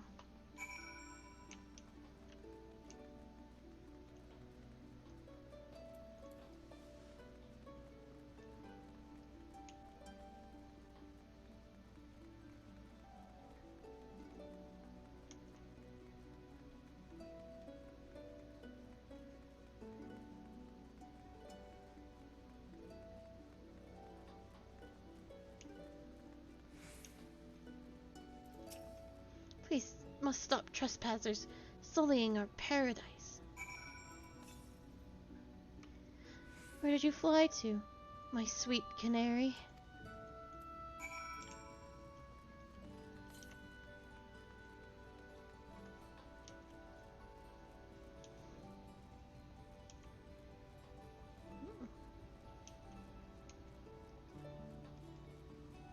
We may see her again.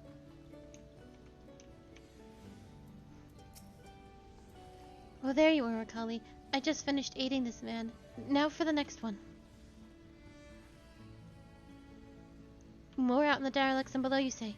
So many of them. But Minfillion entrusted this power to me. I won't rest until I've helped everyone. I can bring the enthralled to you. Oh, that would certainly make it easier for me to work. Thank you, Akali. I'll do my best to keep pace.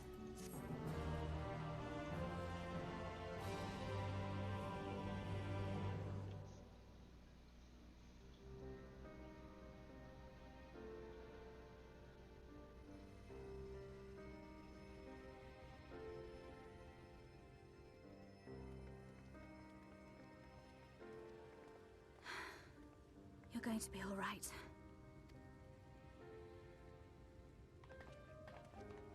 I think that's the last of them. We've done all we can for the wounded. As for the rest...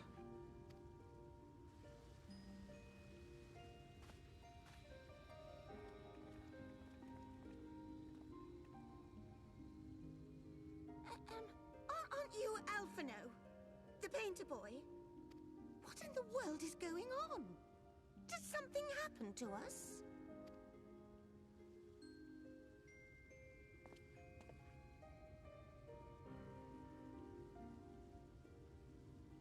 Let me handle this.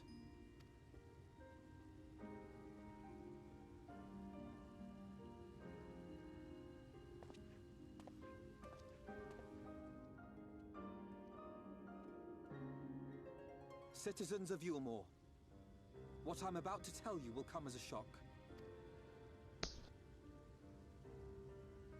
Indeed, you may be loath to believe it, but if you trust the evidence of your senses, it is my hope that you will listen and accept the truth, unpalatable though it may be.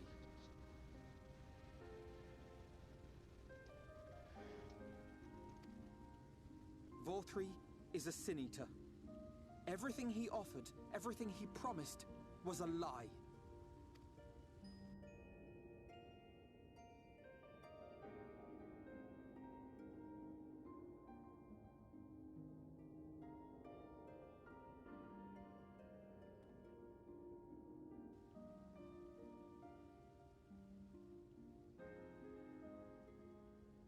They're not taking it well, and who could blame them? Are you saying we were Vorthri's puppets all this time? Oh no, she has the worst cat girl hairstyle. So, this is a cute hairstyle if you're not a cat girl, because the little buns go up top where her ears are. But because you have ears as a cat girl, they're right there. And it's super bad. It's the worst. I think it, all bunnies can't have this hairstyle. Well, it is just, it don't belong there. When you attacked us, you were not yourselves. That much is true. But your conduct prior to that moment was your own. Vorthri's unnatural charisma does not absolve you of all responsibility. Of your own free will, You came to the city and gave yourselves over to its pleasures. And in the course of this, if you mistreated those less fortunate than you, then that too was of your own free will. It is not for me to judge you, but for your victims, for history, for your conscience.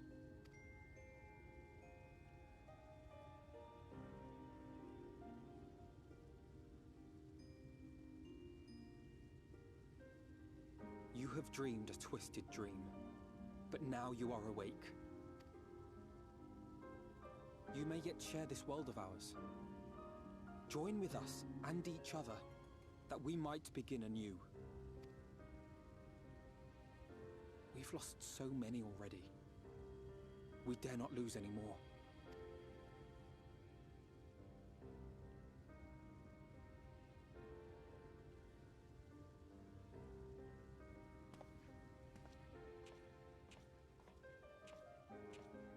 I have said my piece. My thanks for giving me the chance. There is nothing more to be done here. Let us go after VOR3. Is there anything we can do to help? You risked your lives to bring us to our senses, and I, for one, hope to repay that debt. Begin anew, as you said.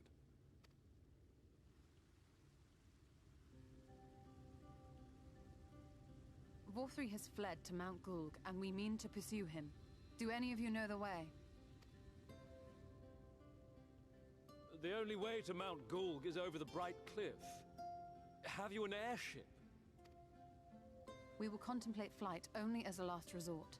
Were we to come under attack whilst airborne, we would have little hope of defending ourselves. If at all possible, we would prefer to travel by land. Is there a way? Well, the ladder is the only way up and down the cliff, but it hasn't moved in a long time. In the old days, it was operated by the mining folk who lived at the top. After the flood, it saw less and less use, and when Lord VOR3 took control, it was abandoned altogether. So we somehow need to get the ladder working again. It moves by means of a Talos, if that's any help. But good luck repairing that.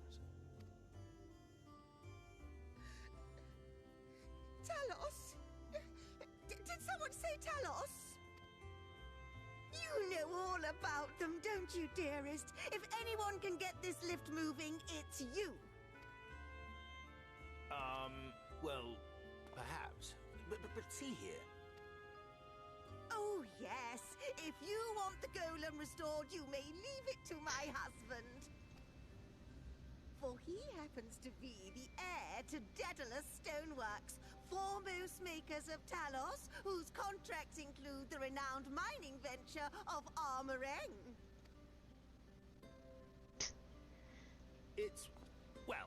It's been years and years since I had anything to do with it. I can't just pick up a hammer and set to work. You can't? No, that's not what I... It's just...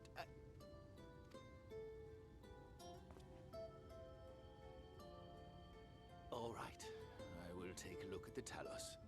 But beyond that, I make no promises. Those with strong backs, come with me. I'll need help dragging the damn thing out of the storehouse. As a man that loves his wife. Well done, brother.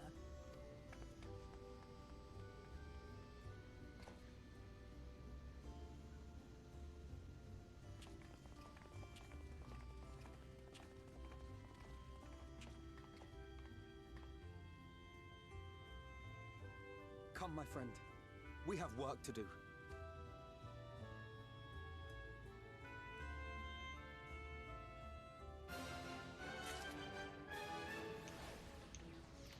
Oh, Jesus, I ran right into a plant. Alright, let's go.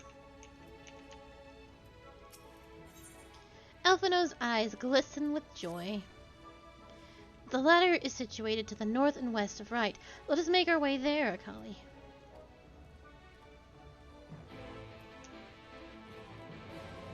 We can just go right to right.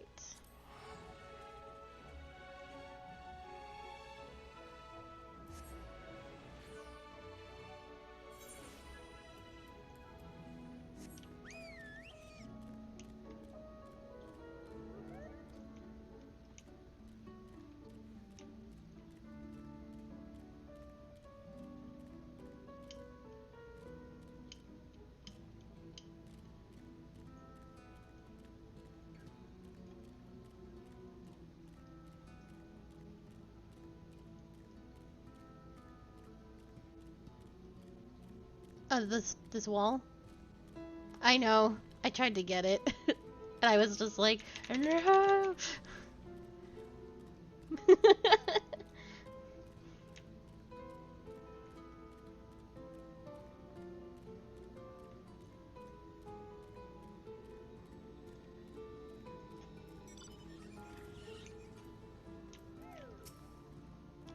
To see my darling Chai so engrossed in his work, I think I'm falling in love again. First things first, a 50-point inspection. It wouldn't do to have them falling to pieces now. Why are you standing there gawping? There's lots to be done, so go and make yourself useful. The couple? I did not have high hopes for them when, like, we first met them and whatnot. I was worried that they were gonna be awful. But they are, good beans. The ladder is a sturdy piece of engineering, but much may go wrong after 20 years of disuse. Let us be doubly thorough with its maintenance.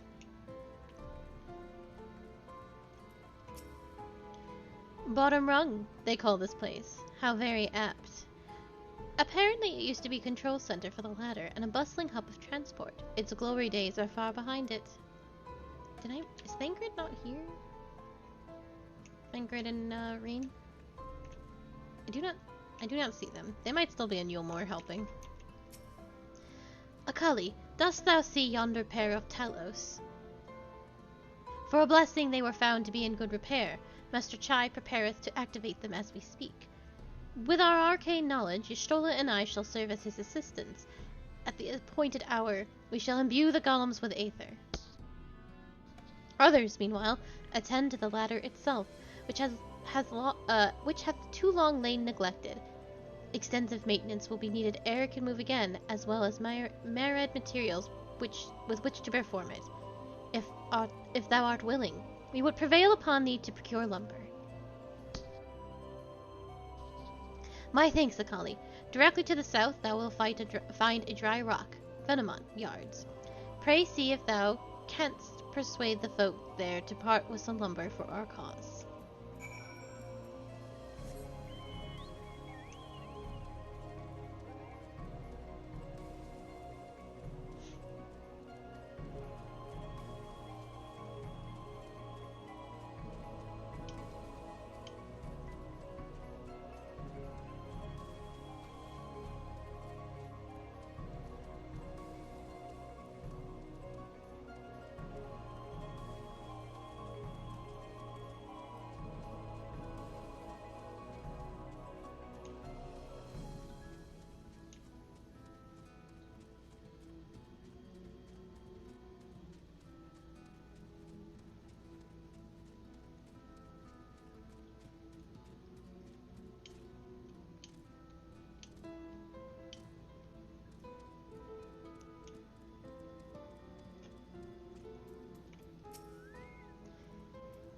Ho there, sinner!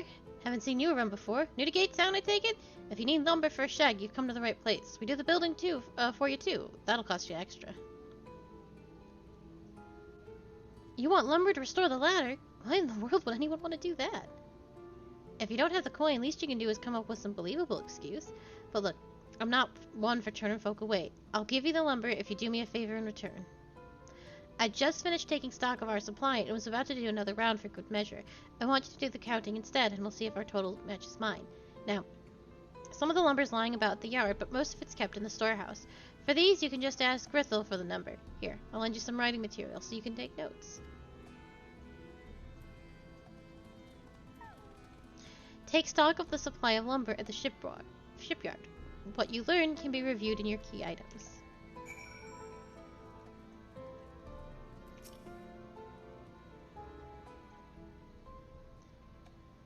Taking stock for Ivrith, are you? Well, last I counted, we had 68 planks in the storehouse here. 9 of those were rotted, though, so we tossed them out. 68 minus 9. Is that what he said? 68 minus 9? 68 minus 9. Oh, Gearthrill's, another of those have just arrived. 13 planks all told, but one's damaged. It's only good for kindling now. Right then, bring the good ones here, and I'll be sure to let Ivrith know as well.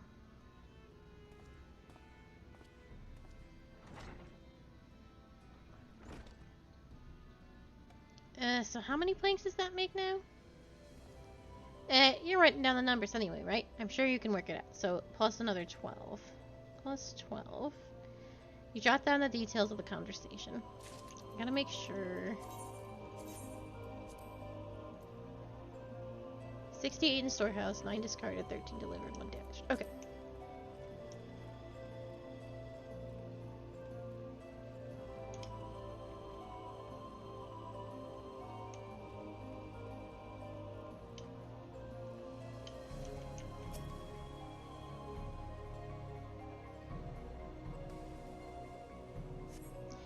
You count 11 planks in the stack. Plus 11.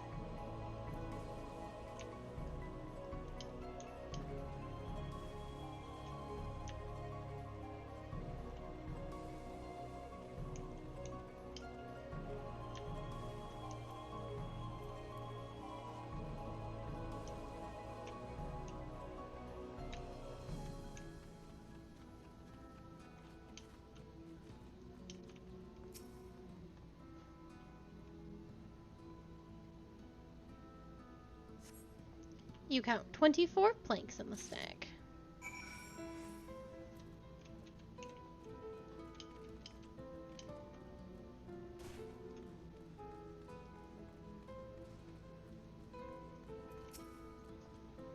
Done, are you? How many planks did you count? Oh shit, my number isn't here. Oh no, yes it is. 106. Aye, that's exactly what I counted. Thanks for your help, friend. Taking stock fare puts me to sleep, but it has to be done. As promised, I'll give you your lumber. What do you need it for, anyway? You were serious about the ladder? I'll be damned. If that's the case, please let us help with the work. We're shipwrights with no ships to build, only shacks. While it's a living, we all itch to do something greater. This fellow you say is in charge. You reckon he'd mind the likes of us barging in on his project? He'd welcome the help. Wonderful! I'll round up the lads and lasses and we'll head over to the ladder, along with the lumber you need.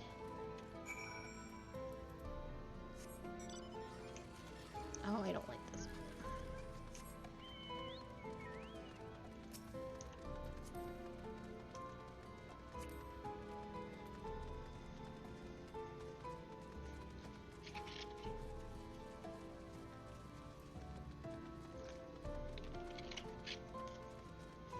I just follow Q. Q won't let me down.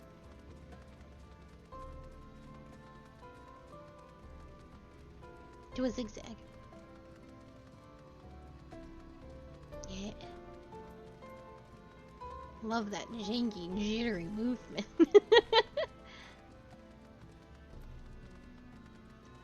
It's bad on my screen.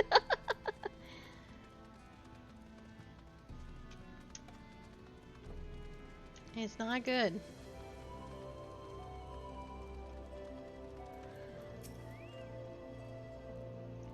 Ah, thou art returned. Wert thou able to procure the lumber? Well, to secure not only the material, but the eager cooperation of the shipwrights besides. Their expertise shall greatly avail our efforts. Master Chai's own efforts have not been without struggle, but he hath proven himself to be a determined soul. I doubt not, but that the work shall be complete ere long, and we may continue on our way once more.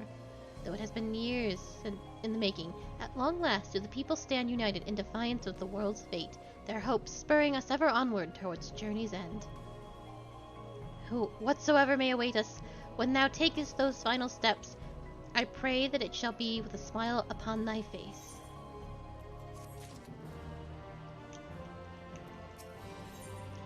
Ariange is wearing a pensive look. But prematurely do I give myself to sentimental musings. Many more pressing concerns demand our attention, not the least of which is the matter of how we might reach the mountain, detached from the land as it is. For the present, 'twould appear we have matters here well in hand. Perhaps thou shouldst take thine ease for a time. Thou wilt need every ounce of thy strength for the trials ahead.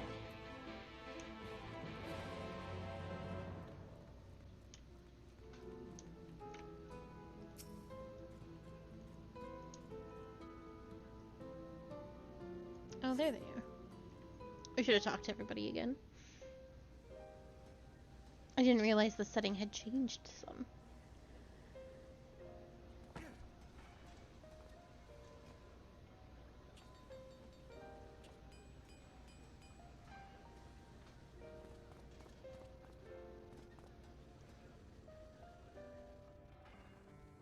Would you look at that?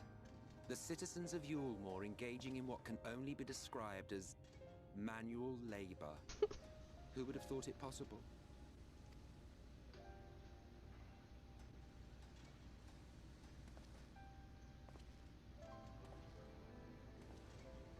Do you know the most reliable way to deal with those who stubbornly refuse to see reason? You conquer them, crush them under heel. Such was the trusted method of Alec, and one still favored by Garlemald. But conquest is the easy part. The true challenge begins once the dust has settled, quenching the glowing embers of animosity and maintaining a semblance of peace. This requires the conqueror to treat the conquered with dignity, and the conquered to let bygones be bygones, a difficult feat to achieve. But you have achieved just that, to my considerable surprise. It's a compliment. Take it.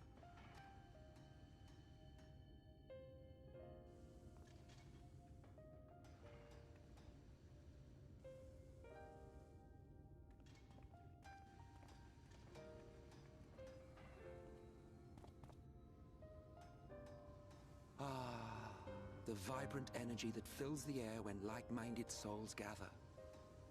To think back on that time before time, fair brings a tear to the eye.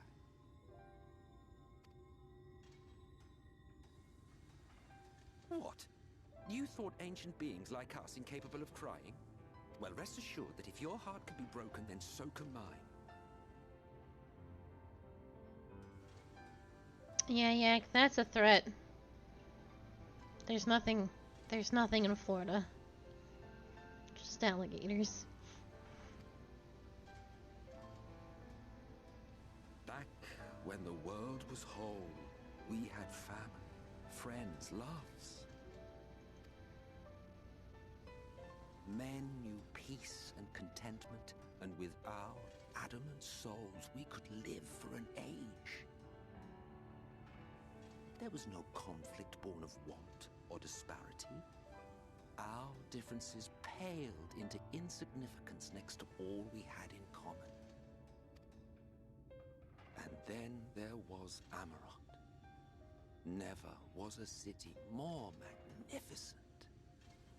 From the humblest streets to the highest spires, she fairly gleamed. Not that you would remember any of this. Remember? Never mind. The point is, the world of old was a far better place than what we have now. I believe you would like it, having witnessed the things you have.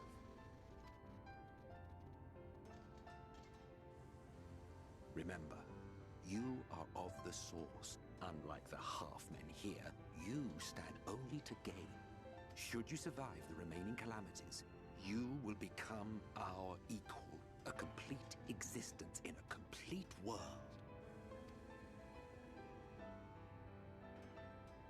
But such talk is a pleasure for later. Back to work, hero. Ah, there was one thing I had meant to ask. How well do you know the ex? What up, 9 months? Has he ever deigned to show you what hides beneath the cowl? Thank you for the sub, Devil. Thank you very much. What? Never? Even to you? How very interesting. I shall enjoy working out what it means. Until next time.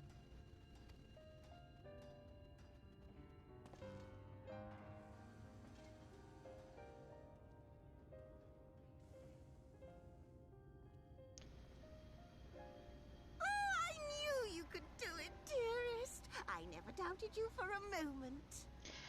Something that has not been done in the English version when you talk with Emmett Silk that is more notable in the Japanese dialogue is that he speaks with you as the story goes on with a sense of familiarity, and that he knows you. And I'll just leave that there.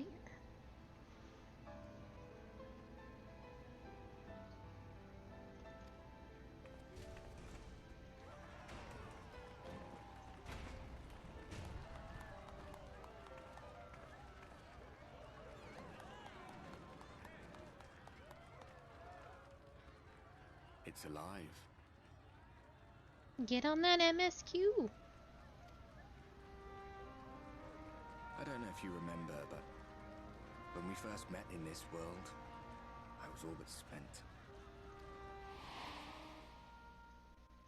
I never thought to wonder why until now. I think it all just got to be too much.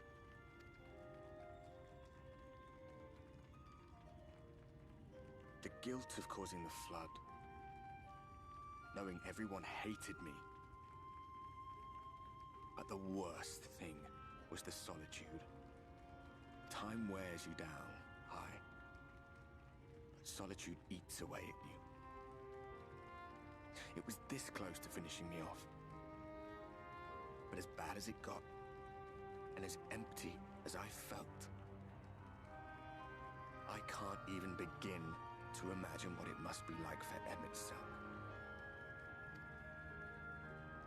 All of which is a long way of saying, don't make a choice that leaves you alone. Nothing is worth that. Especially not eternity.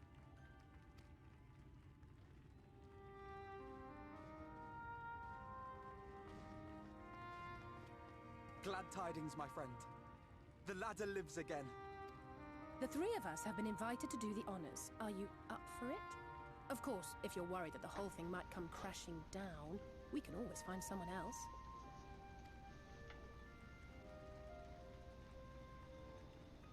That's the spirit. Come on then.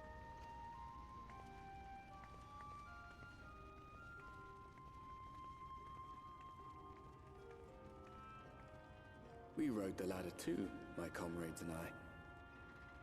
Once upon a time. Watched the horizon grow, and the town shrink below us. Awed and terrified in equal measure, we ascended without a word, the silence broken only by the rhythm of the gears.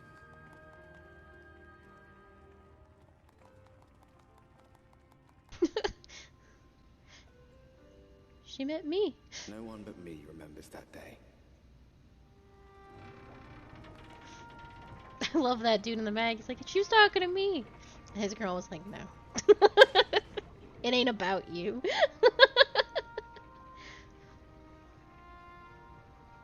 Remembers our journey and our end. Retread the path. Seek and you may yet find.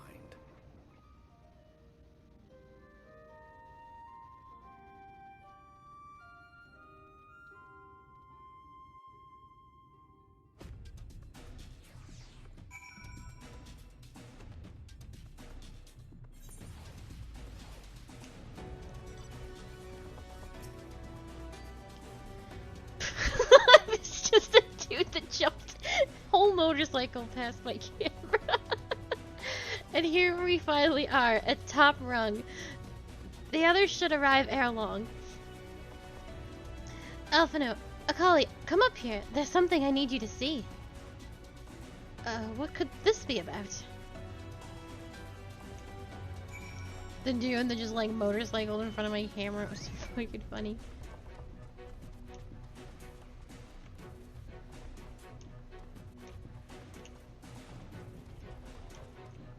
Looking for aetherites.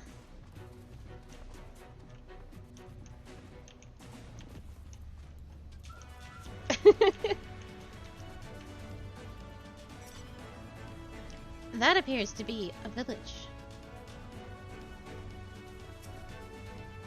There's a village, Akali, over to the northeast.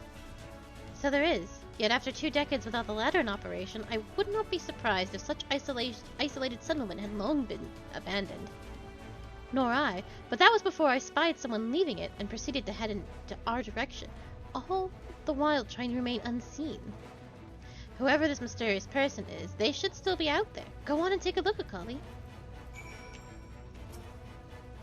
Search your surroundings for the mysterious person. You may move the camera as well as zoom in and out. Target the figure and inspect them.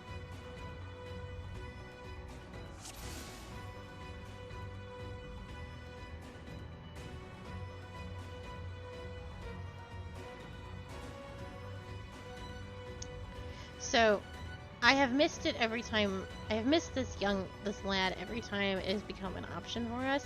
But in every zone, I believe in every zone, there is a shoe bill.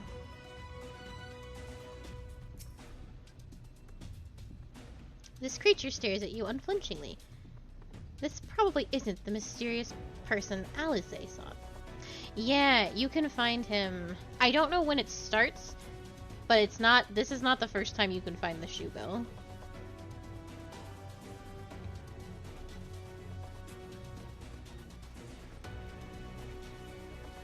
This is just the first time that I saw him.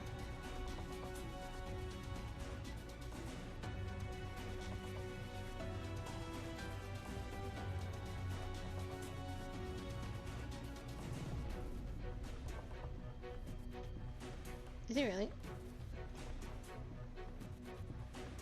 Oh, I see him. I was so distracted by shoe bill. I was kind of like, my eyes was just like the lad.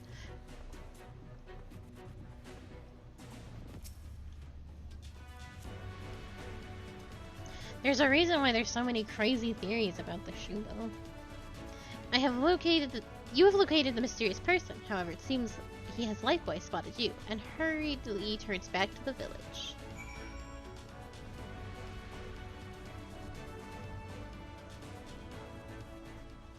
I, for one, have my tin foil hat securely on.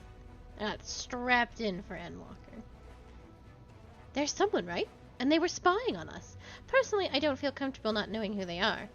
What do you say we investigate? I'm curious too, I must admit, and I dare say we have a bit of time ere the others ascend. It's settled then. Let's head to the village and see if it is indeed inhabited.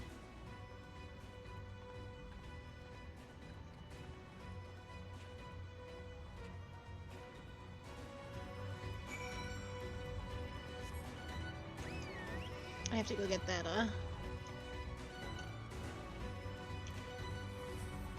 Oh, I almost fell off because of the animation.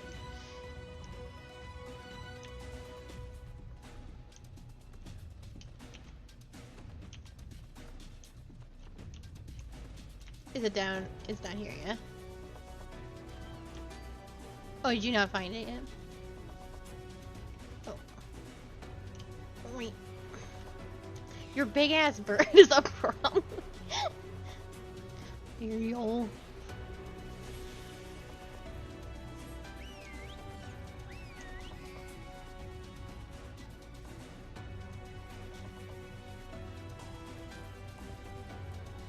Yeah, thank you for that.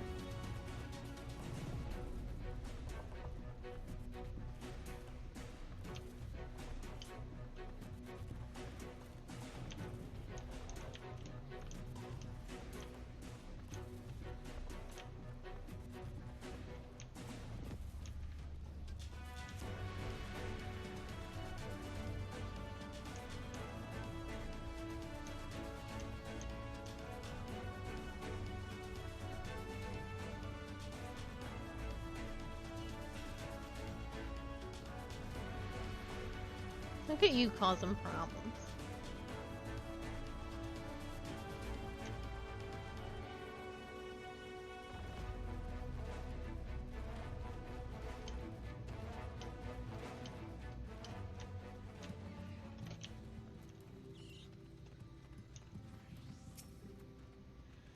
The crates and barrels are laden with unknown contents. Sausages, I'm so hungry. Food has been hung out to dry in the sun, and quite recently, by your reckoning.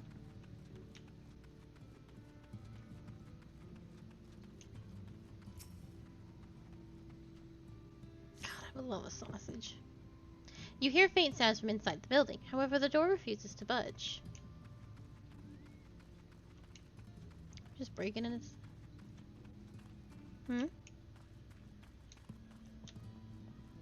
No! I'm gonna ask her if she's peeking. I could have sworn I heard a noise. I was just trying to bust on in. Bustin' makes me feel good.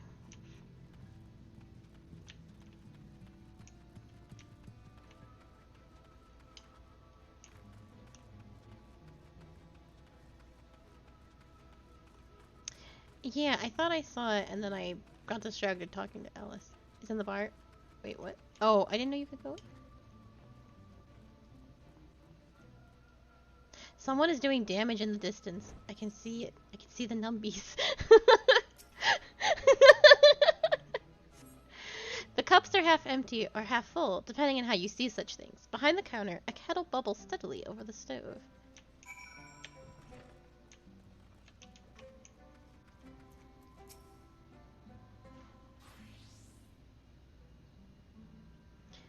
What news, Akali? Were you able to find anything of note? People are definitely still living here.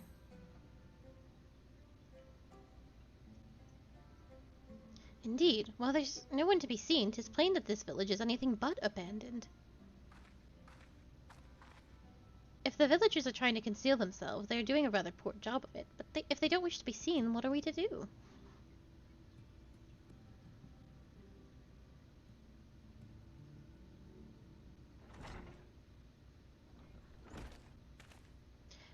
I say, aren't you the one who saved my life? I'd recognize those bunny ears anywhere.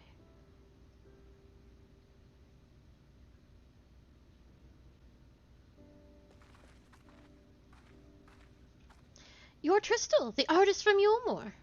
You remembered. Ever since we parted ways, I've worried for you. Bound for the city, as you were. Never did I imagine that we would meet again, and here of all places. We could say the very same thing to you, my friend. I'm glad to see you hale and whole. But tell me, what is this village? This is Amity, a settlement made up of those who survived being exiled from Yulmore. How did you get up here? As I wandered the wilds, I chanced to cross paths with an inhabitant of these parts. He took me through a secret tunnel, which led it to the top of Brightcliff. I've been here ever since. Life is hard, but we know a semblance of peace. Well, we did, at any rate, until Mount Gulg broke away from the earth, and then, just as suddenly, the ladder started moving again. And you feared whoever was coming up would threaten your lives? Aye, but I see now there's no cause for concern. Will you tell me what has brought you here?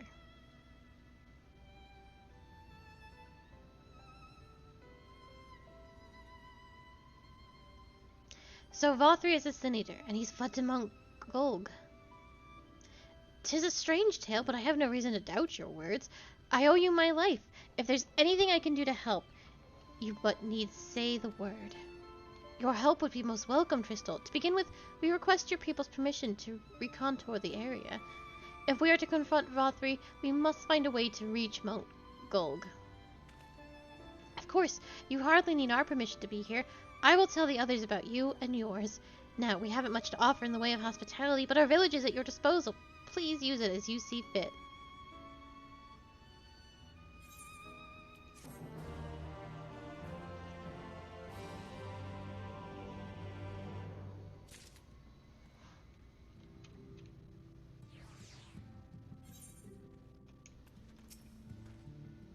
I'm pleased to see that the villagers are no longer wary of us. I shall take the opportunity to ask about Mount Gulg. But more so than the revelation that Zavalthri is a senator, I'm surprised that the free citizens of Yulmore came together to work on the latter. Is it possible for people to change so quickly?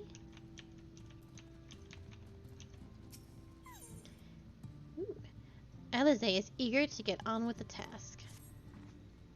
Yet another helpless soul that Alphino saved from mortal danger, I see. Some things never change. At any rate, it seems that that brother of mine has a mind to linger. Meanwhile, I have a mind for us to explore. Akali and I are going to scout out the area, and we'll be back in a while. Very well then. Just take care out there.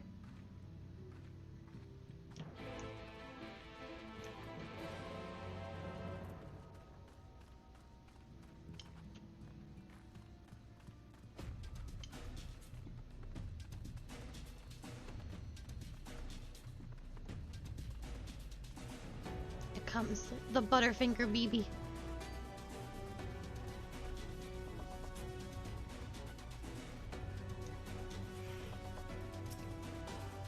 The path diverges. Let's split up so we can cover more ground. I'll go east if you would be so kind as to head west.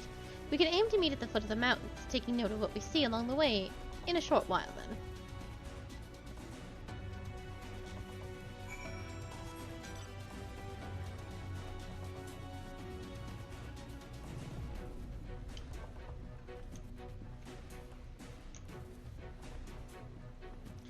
I just saw arrows point at you in like 4 different directions. Do you need help with that? Okay.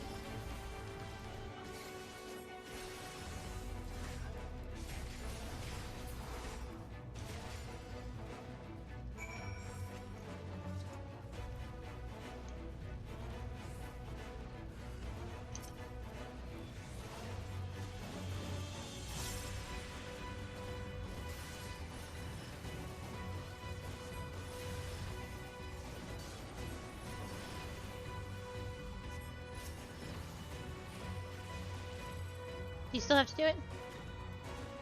Nope. Okay.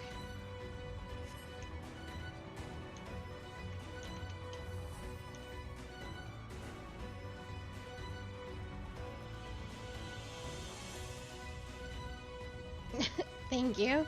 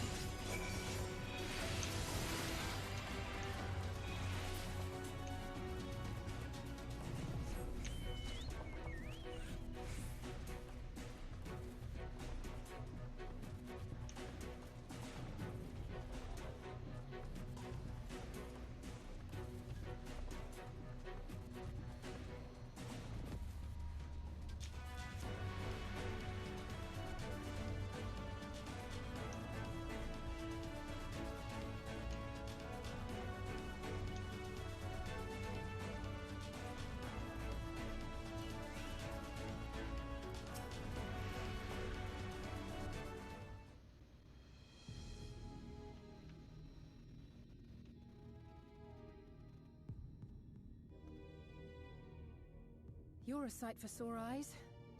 I don't know about you, but I bumped into quite a few sin eaters out there.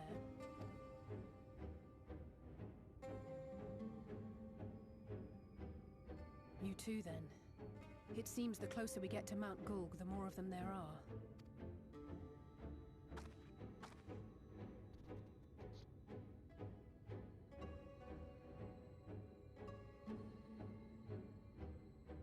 Looks a lot bigger from here, doesn't it?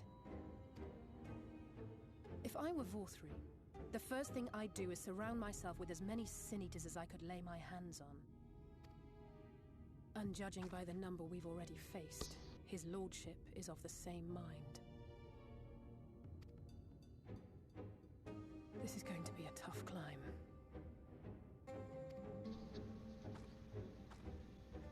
But first things first.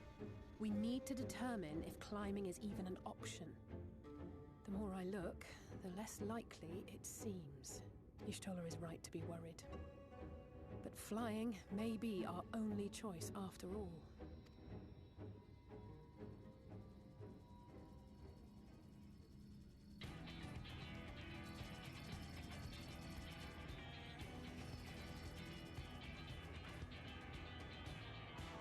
There you are. Master Alphino was afeard you had met with some misfortune.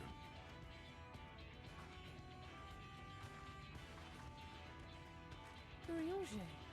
And you too, Exarch. What brings you here? I wish to observe the final struggle with my own eyes. I arrived at bottom rung too late to accompany you, but I was in time to join Urianger and the others. Come, let us see how this unfolds.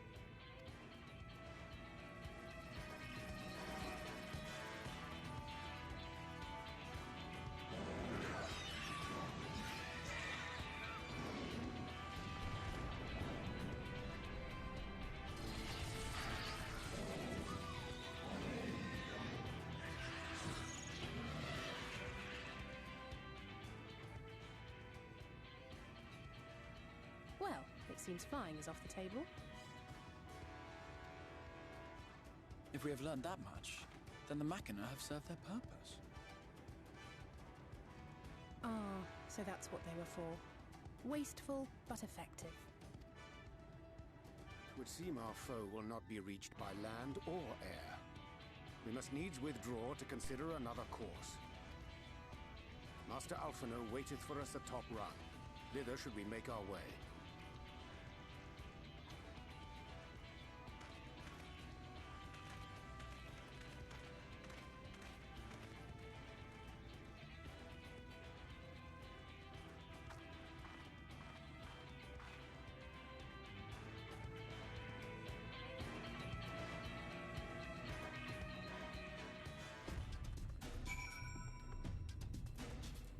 I know you see an aetherite in the distance. Don't touch it. It's spoiler.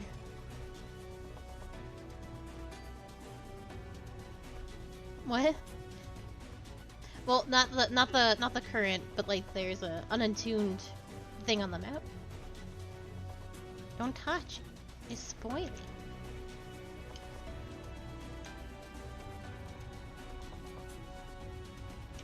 Don't.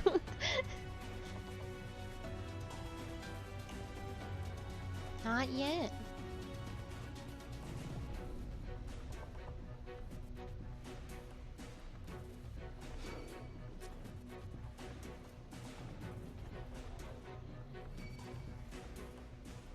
I'm stuck.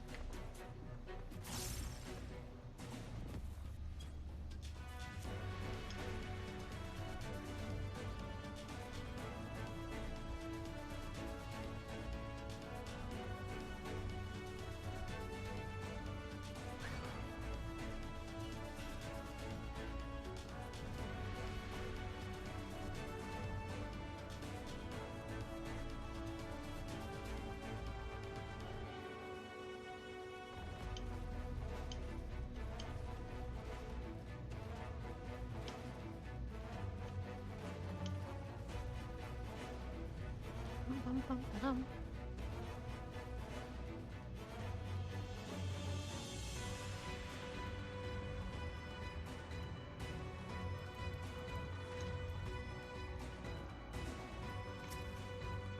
I'm told you went ahead to scout out the volcano. I don't suppose some grappling hooks will suffice. All that grinding and shaking, I was afraid the lift would fall out from underneath me. But don't worry, But don't worry, I'm sure the trembling will go away soon. Soon after you left, who should arrive in the Amity but Urianger and the Exarch? I'm glad they were able to find you. Forgive us our delay. The Exarch arrived and we took some time to appraise him of our mission. Thus are we all gathered, though Reen, I'm afraid, did not much enjoy the ascent. Or don't mind us, we're just taking in the sights. Oh, such an exhilarating ride and such a magnificent view. Nothing in Yulmore compares to this. Concerned for my health, are you? We are a little far from the Crystarium, but rest assured this old man can muster up another wind for what is to come. I did not expect to see the Chais here, though I suppose it's well within their rights. At any rate, it's time to tackle our next little obstacle, finding a way to reach Mount Gulg. For this, we'll need to put our heads together.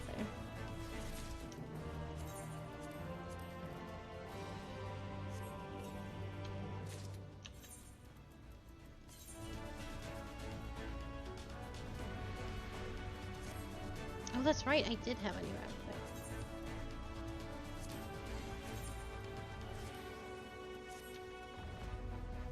Do you like my light post? Because that's what this is. Oh, your gunblade's cool.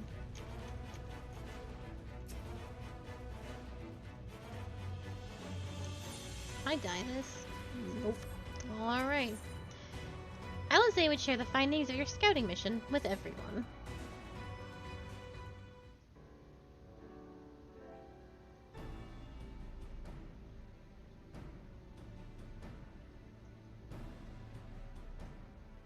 In short, there's no path, and the sky is thick with Vorthry's winged devils.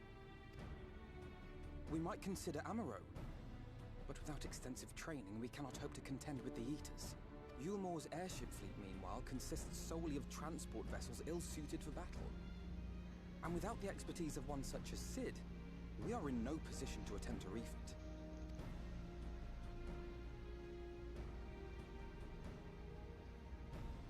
Oh, it's so frustrating! That wretched mountain should jolly well come back down to earth! Now, dearest, we mustn't disturb these good people at their work. Ridden the ladder, seen the sights. It's past time we took our leave.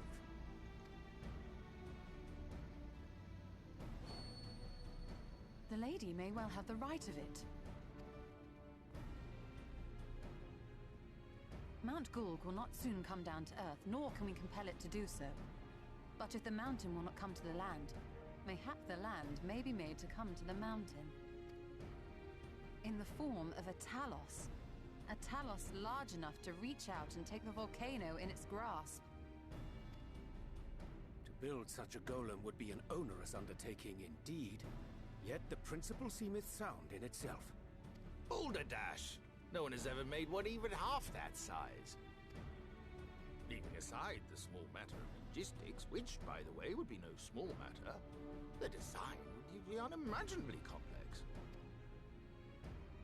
Though, I suppose, if its only function is to cling to the ruddy mountain, perhaps it needn't be. Solid base, firmly rooted to the ground, sacrifice mobility to simplify the construction, reducing materials required.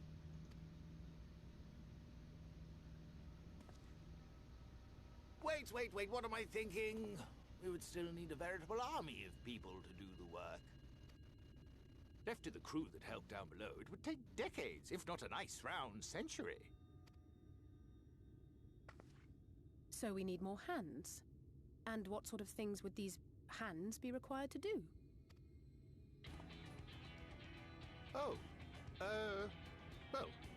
Let's see.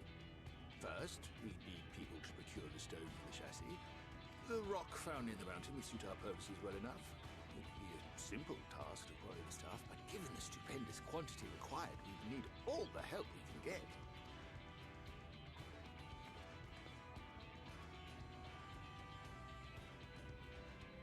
We have friends amongst the miners of Armorain. I will go and petition their aid. While you do that, I'll make for Mordsuk. I'm sure I'll be able to drum up some support. Then I shall return to Calusia. From fishers to carpenters, Yulmore is home to all manner of talented folk. I dare say their skills will avail us. Is there anything else you need?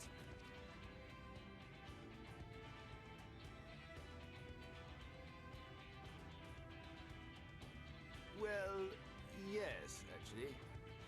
Magic. Lots of the stuff, as much as possible. To awaken a talus of this size would require an entire congregation of mages. Many among the Knights Blessed are gifted in the arcane arts. I will recruit them to our cause. The Fey folk, too, possess surpassing aptitude in magics. Yet they are not wont to cooperate in the endeavors of men. Leastwise, not without making all manner of mischief.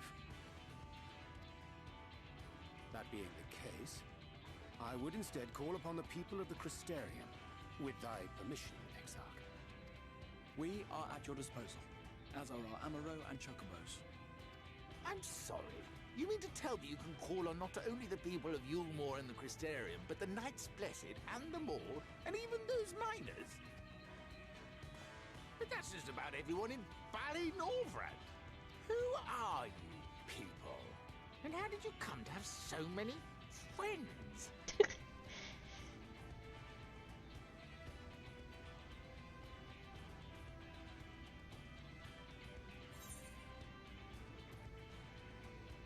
And we are adventurers of no import.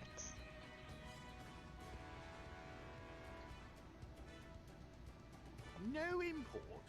You expect me to believe that after you just promised me the help of the better part of the world?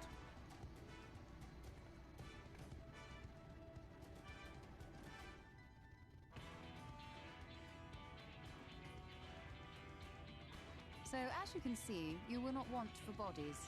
I trust you will have your design ready in good time for their arrival. Norvrant is counting on you, heir to Daedalus Stoneworks.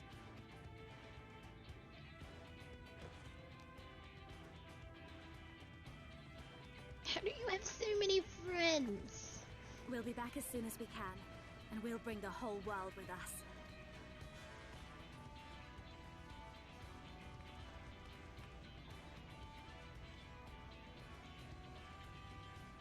I take it we will be assisting Master Chine, though I am quite sure he has everything under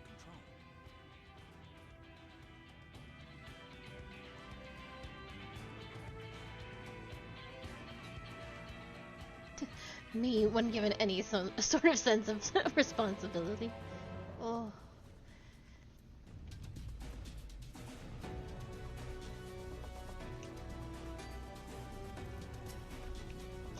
When he asked for my hand, my husband promised that he would one day build a talus that he could take us to the very heavens, and now he'll do it! I have the design ready, she says. In good time, she says. Does she even understand what's involved? Before I can even attempt to design anything, I need immediate knowledge, intimate knowledge of the land, the knowledge of locals. Last I heard, no one lives here. What? A village of Yulmoran exiles? But those people have every reason to loathe a free citizen like me. They couldn't possibly be willing to cooperate. This will never work. Never. I should have never fixed that Rudy lift. Never should have ridden up here. Never should have. Never should have. Oh dear. Darling appears to have lost the plot. But he has it in him, Akali. He's the cleverest man I know. He just wants for confidence sometimes. If you were to give him some words of encouragement, I'm sure he can give you your talos. A bit of advice I learned from his mother. He responds poorly to obvious praise. You'll need to find another way to stoke the fires of his motivation. Awaken his sense of daring. Choose words that will encourage China's. In order to succeed, you must lift his spirits sufficiently during the conversation.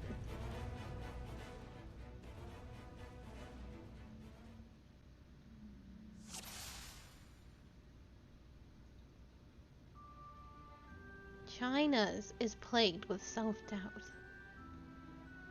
I can't do it. No one can. A talos of that size? No one's even dreamed of it. Alphino once struggled to collect firewood.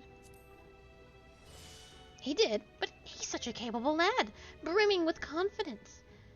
I suppose even the most capable among us have struggles to overcome.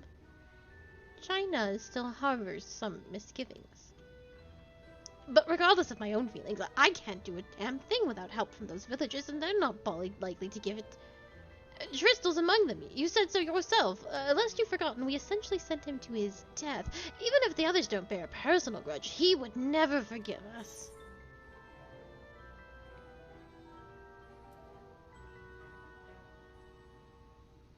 You don't know until you apologize. I'll come with you. If you were there too, perhaps you'd be more willing to accept an apology. Oh, wait, what am I thinking? Relying on others to fight my battles, it's disgraceful is what it is, and it might even make things worse. China still harbors some misgivings. And in the end, it's not even a question of forgiveness. Building such an enormous talus is impossible, and no amount of contrition will change that. And even if by some miracle the people of Amity were willing to let bygones be bygones, they'd think that the plan is absurd. I think it's absurd.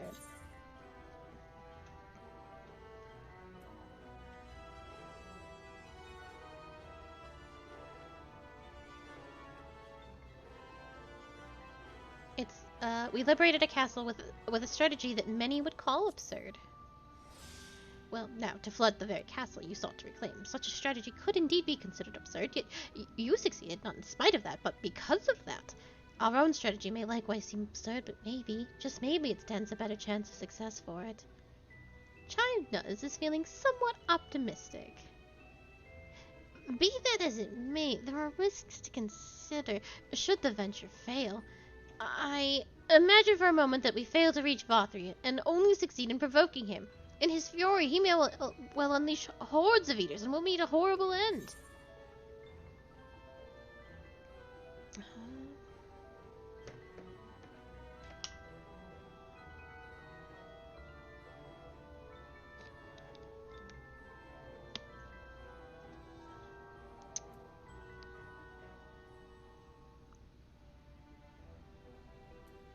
Then we'll go together. Oh, so I can die with you. How very kind of you to offer, but it's all the same. I'd rather keep on living. All right. How can you remain so optimistic through all of this? It's downright tiring. We go together. Boo. Tell me, why did you throw yourself in the midst of such a grueling struggle? To protect those I love. Indeed. What else could compel us to face such dangers? I too have someone I wish to protect, with whom I want to live out my days in peace. China's is burning with motivation.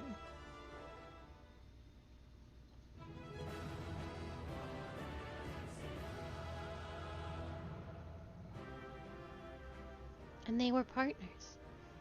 Yes, by the gods I can do this. I just need to have a little faith in myself.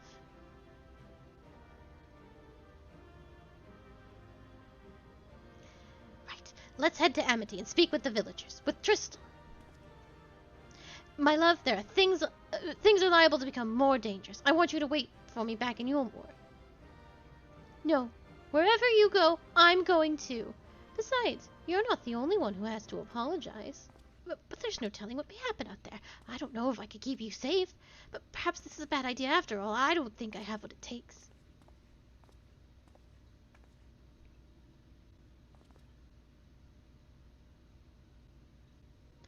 Master Chai, that you are beset with doubt is proof that you can envision the task ahead, and that which man can envision, he can make reality. Thus did some old friends of mine once say. Even should it be a feat fit for the divine, if something has been done before, then it most assuredly can be done again by our own hands. That's a little idealistic, don't you think? Perhaps, Master Chai, perhaps. But what is man, if not an idealistic creature? 'Tis not an easy thing to achieve one's dreams. My friends can attest to that. Countless times they meet with frustration in the course of their endeavors. None would have found fault with them had they given up, yet they never did. One step after the next, they forged on towards their goals. And for their determination, they accomplished numerous feats that many believe lay beyond the reach of mankind. Like them, you are a man of science. Amidst your doubts, surely there is a spark of desire, the desire to make the impossible possible.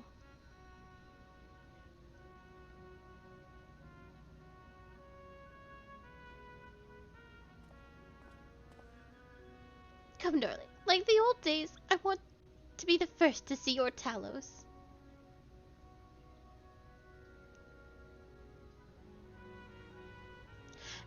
And you shall be, my dear. I would have none other at my side when my greatest masterpiece awakens.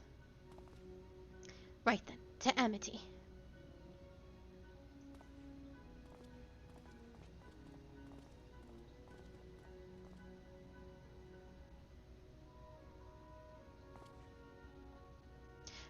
I am glad my words struck a chord.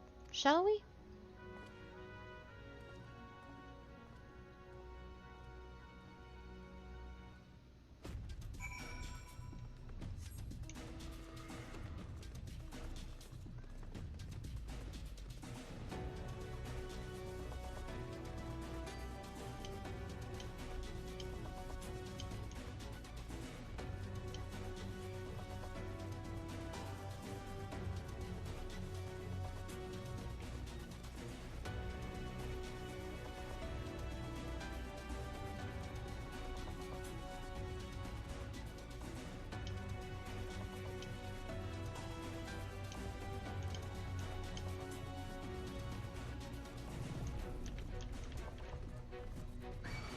Damn, I knew that was going to happen.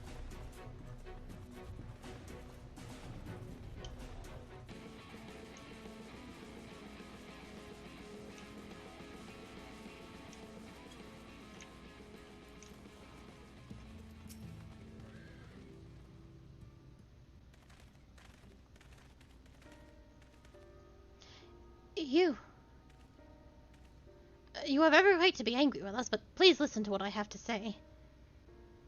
I am tasked with delivering these people to Mount Gulg by means of a Talos of heretofore unseen proportions. However, I cannot do this without the cooperation of those who, with intimate knowledge of this land, that is, you and your fellow villagers. Cooperation.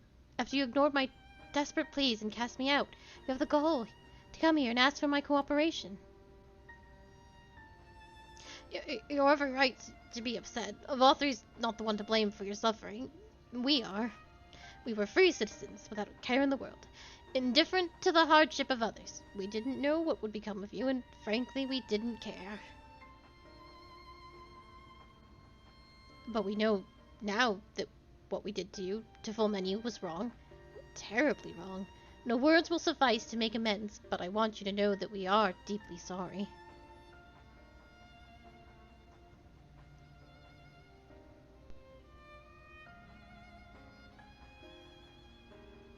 I'm not sure how I feel. Should I forgive you, hate you? Perhaps it's not even my place to judge. After all, I sought a place in your city. I wanted to be you, once. But one thing is clear to me. All of that is in the past, and we mustn't let past wrongs stand in the way of a brighter future. And so I will cooperate with you. Please see our friends to Mount Gulg. You have my word! I'll set to work on the design at once. It wouldn't do to have nothing to show the others when they return with help. Make no mistake, this venture is unprecedented in the history of Talos building, nay, the history of all mankind, but rest assured this genius of Delidus Stoneworks will deliver.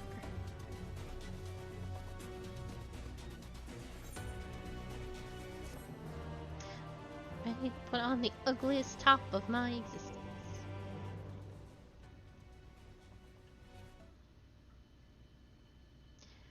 Ah, wicked white. Is there a problem? Well, you see, I've been promised people to procure the stone as well as imbue magic. When I was put on the spot earlier, I thought that was all we required. I knew that they would. But I forgot about one rather important item needed to bring a Talos to life. The heart.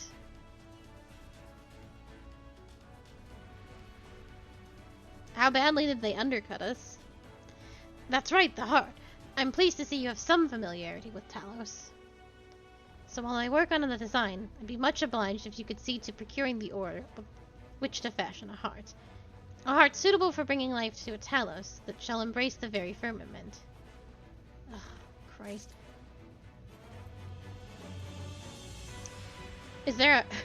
I can't talk about market board stuff right now. If he doesn't have a lot, I wouldn't mind waiting for the 5k stuff to go. But if he like sold a bunch,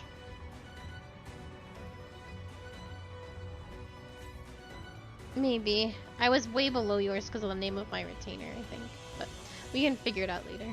Oh, nice top.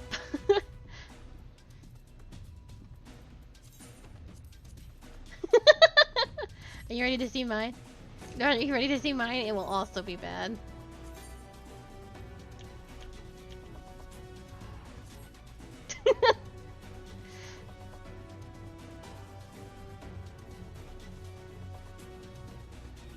It's not good though.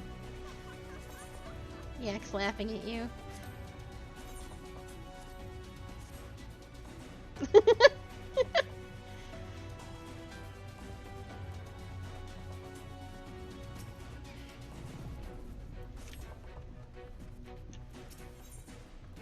Tristan knows people who may be able to assist your search for ore.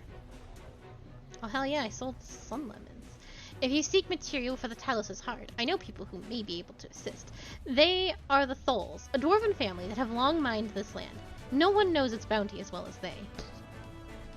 If you explained your situation, I'm sure they would be willing to cooperate. Indeed, 'twas one of them that showed me the secret tunnel to the top of the cliff. You will find Tholes at their village to the northwest, a place called Tormra. When you arrive, seek an audience with Chief Samet, and do not forget to greet him with a hearty lolly-ho. Permit me to join you, Akali. I would keep my joints limber, and mayhap I can provide some manner of assistance. I'll leave the heart to the two of you then. The variety of ore doesn't matter so long as it's rich with aether. I'll aim to have my design complete by your return.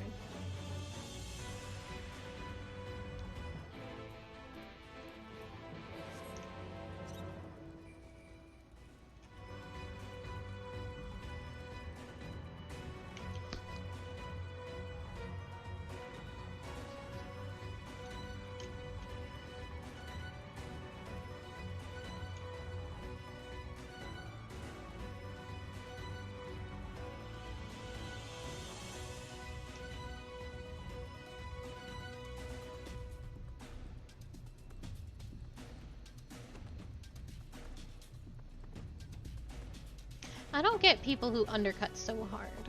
You can make, you can make 9k on it, so if you want to undercut, just do it by a cent. People never stop being so dumb when it comes to the market board.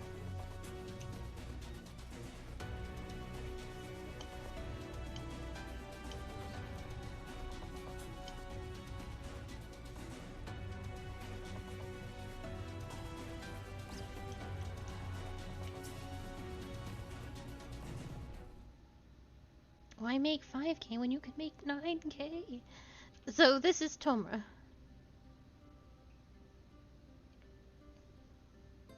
Seldom do we see the dwarven folk at the Crystarium. To now be in the presence of so many, I shall enjoy not having to crane my neck for a change.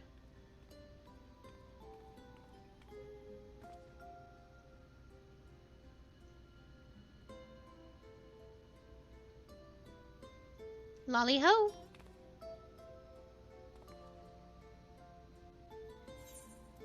Lolly ho!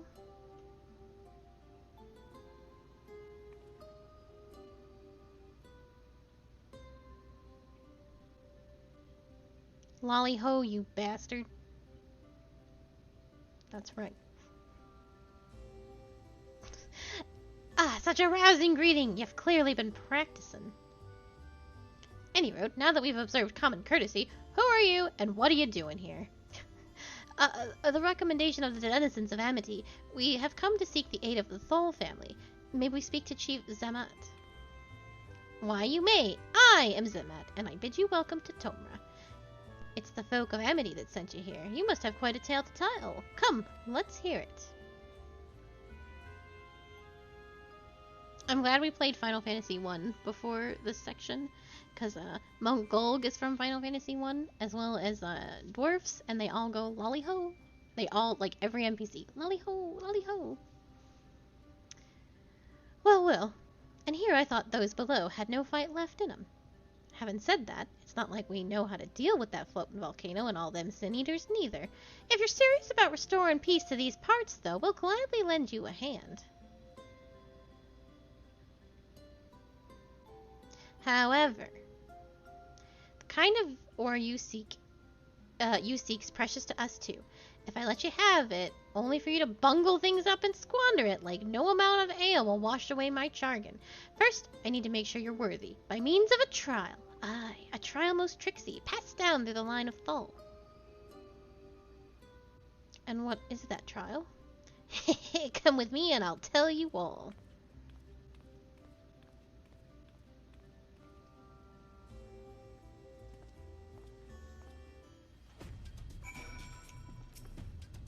Because I have done the healer quest, and my healer quest man is a my quest keeper is a dwarf. So I have already learned how to say a lolly-ho with gusto.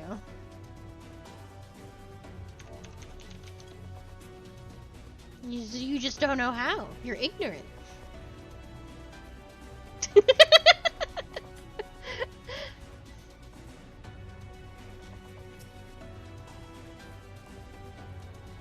Should've learned to heal.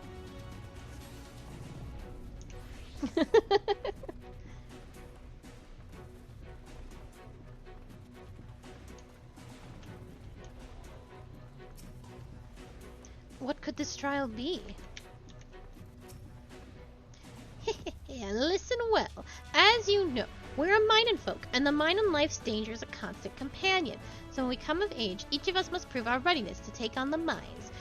This we do by undertaking a trial. Let's test the 3 traits all good miners can't do without.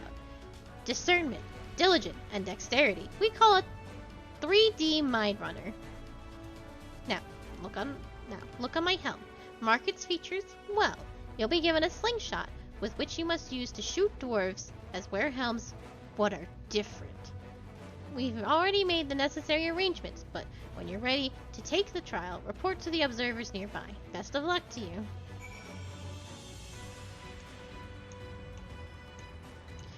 Oh, this place is really, really neat, actually.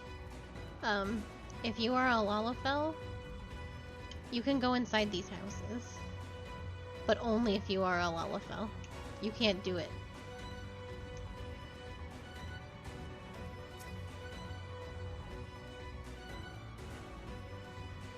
You can't do it, you're too big.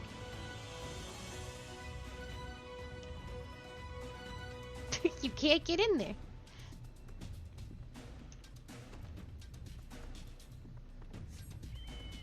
There's no crouch button in this game.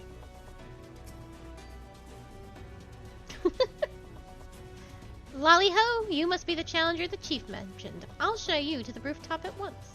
As I'm sure you've been told, in 3D Mine Runner, you have to use a slingshot to shoot them as wear the wrong helm. Let's begin with a spot of practice, eh? Search for the dwarf wearing the wrong type of helm. You may move the camera as well as zoom in and out, target the dwarf, and use the slingshot.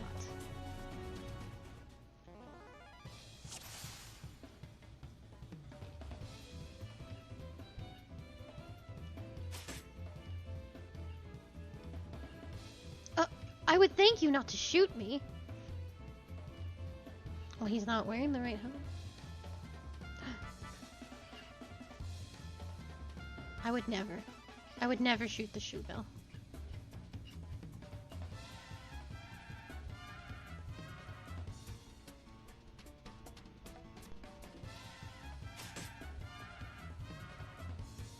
Nice shooting. Keep up the actual trial, eh? I would never shoot that shoe bill. Aye, that's the way. Next time, it's the trial for true. Let me know when you're ready, eh? Ready for the trial? Right this way, then. This time there'll be them as wear the right helm. You shoot them, you fail. So look carefully before you let the stone fly.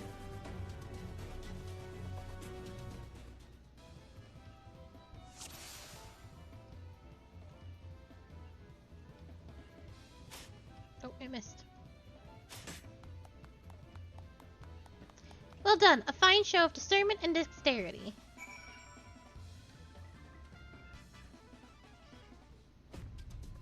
Well done, well done. The trial never lies. You've got what it takes to be a miner.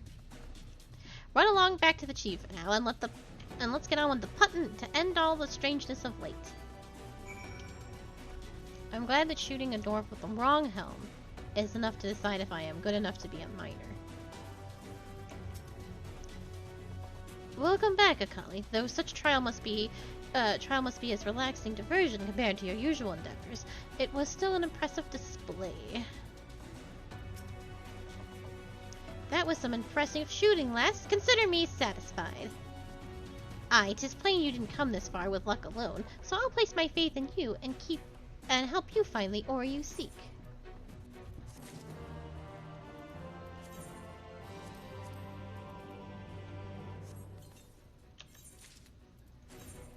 My cute pants. Oh boy. It's not good. Zemet has ore on his mind. Did you know that Kaluza's rich in sulfur? Well, it is. We've been mining the stuff since ancient times, and every so often the self-same vein yields what's called Earthseed, a rare ore steeped in magic. Time was, we used to refine Earthseed for this and that, but the technique's been lost. The stuff's still out there to be had, though, provided you know where to look, and no place is surer than Drolger's Twill. Problem is, the site's occupied with our age-old rivals, the Gogs. Greedy sods claim the place is theirs and refuse to let any other bugger near. Oh, there's never a more odious lot than the Gogs. I could go on forever about those hornless whore sons, but then we'd be here forever, and that wouldn't get us nowhere. What it boils down to is this. If you want the Earthseed, you've got to deal with the Gogs. Reckon you're up for the challenge? We have dealt with far worse. I'm sure we can find a way to obtain what we need. That's the spirit. Now go, now to help you find your way, I'll have one of ours go with you. I'll do it, I'll go with him.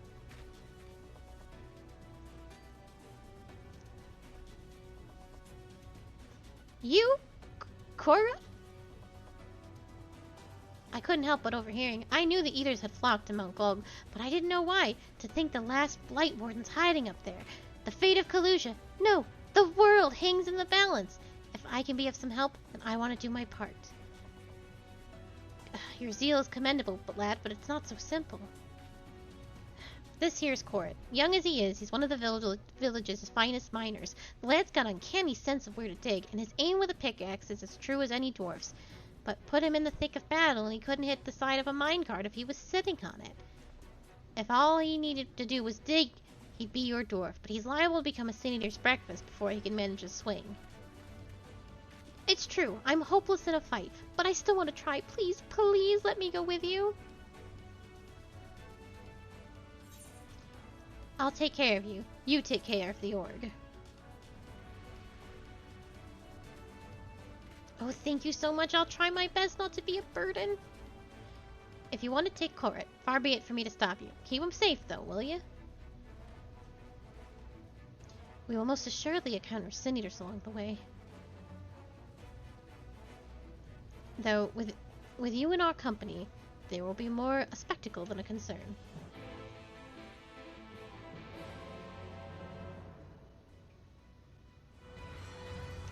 Oh. Goodbye. Dollar's 12 lies in a cave to the east. I'm ready when you are.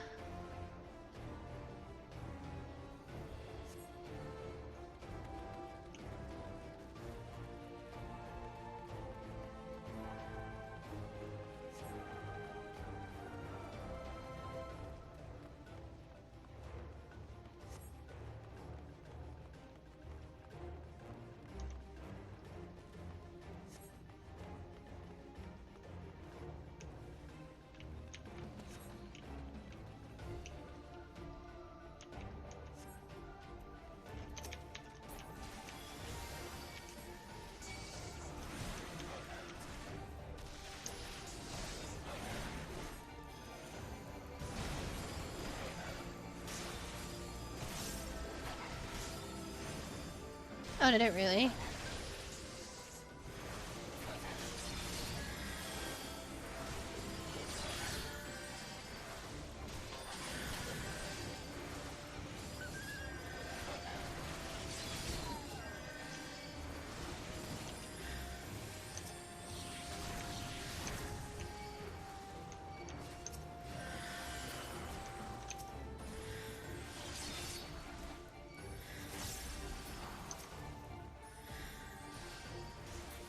My computer was really sick at the time, and there were certain colors of blue that would make my entire monitor freak out. So I was fine for most parts, but like my screen would go pure white anytime a certain shade of blue showed up. That's real bad.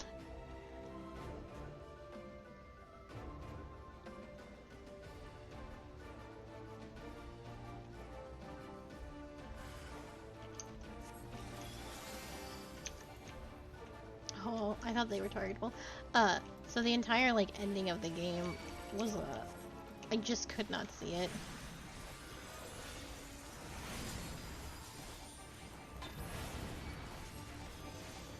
I'm dying.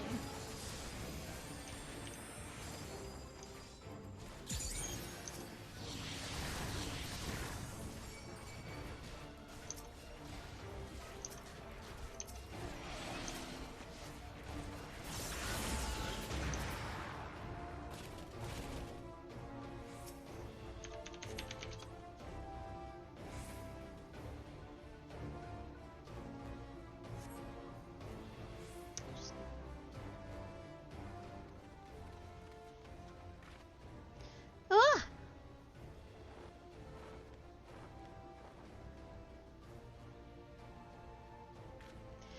Just as we were about to get there. One last push then, shall we, Akali?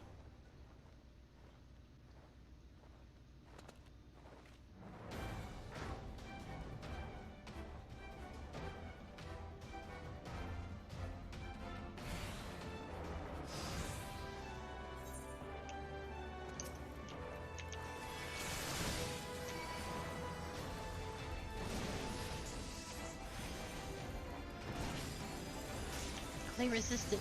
Nice.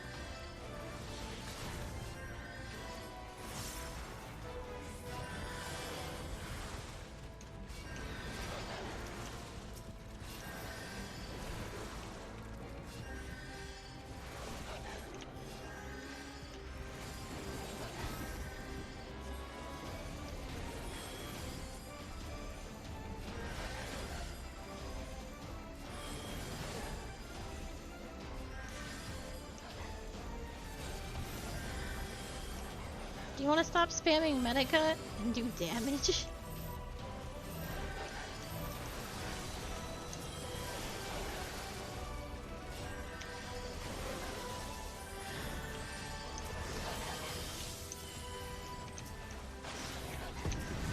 panic spamming Medica just like a run of Sistash.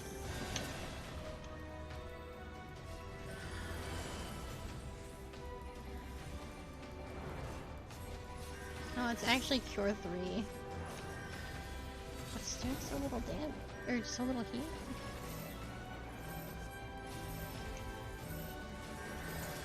Coming.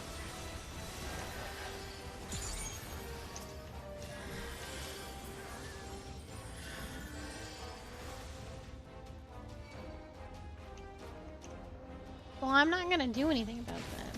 Oh fuck!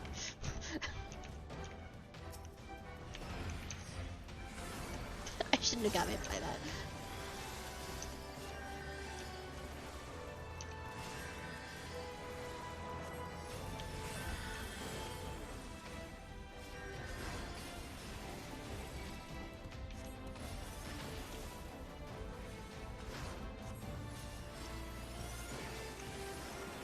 Good. He's an ice phase.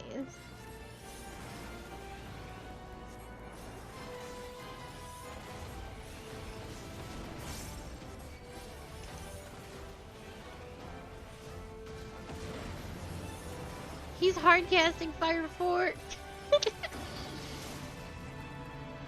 Just nothing but Fire Forts. You have triple cast, my dude. Oh. Can I get up?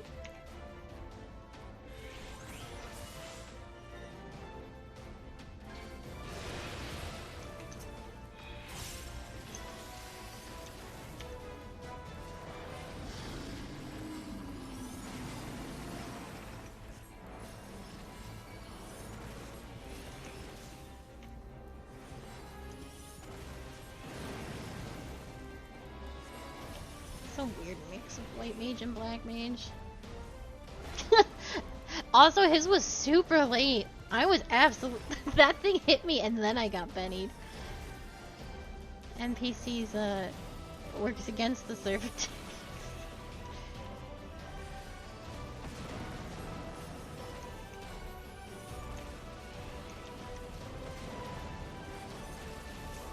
Oh, I should have casted it. I get spooked because of how fragile I am. Do this all over again if I fail.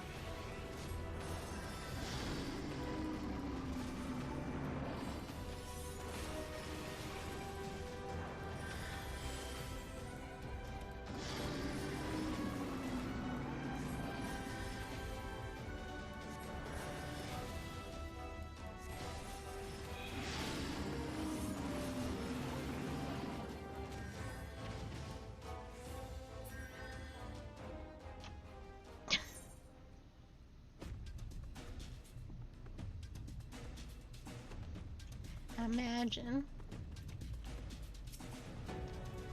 It was a near thing in the end, but what matters is that we pulled through. Well fought, my friend. We're alive! We're alive! Let's hurry inside before any more Sin Eaters come.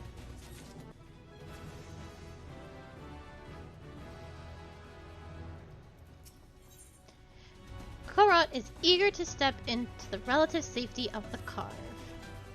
Right, follow me, please. I will take you to the Draugr's trial where the purest sulfur in the land may be found.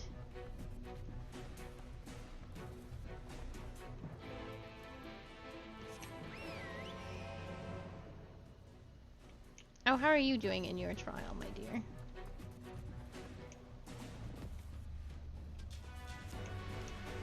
Okay.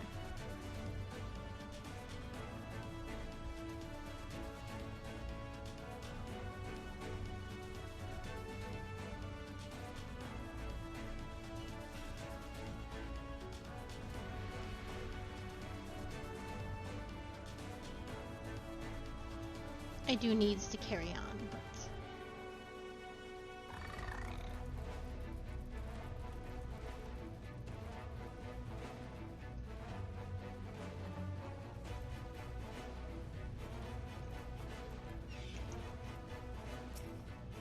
Where are they now?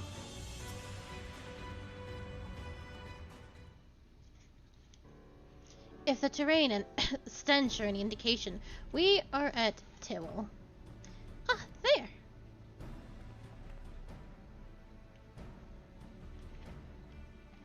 The Gogs with their ugly, unkempt beards.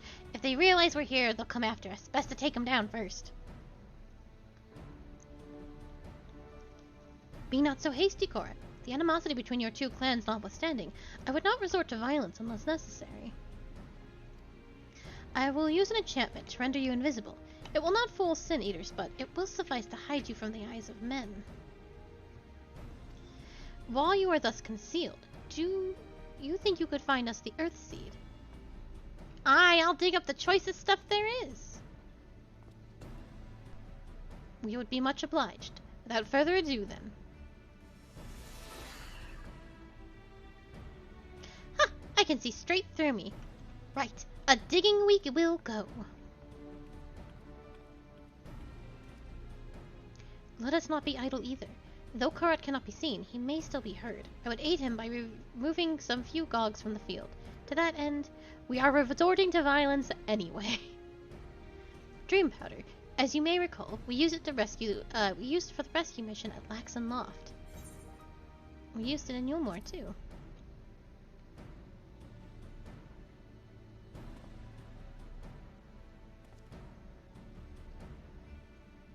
Truly, it seems our alchemist got a little carried away with the latest batch.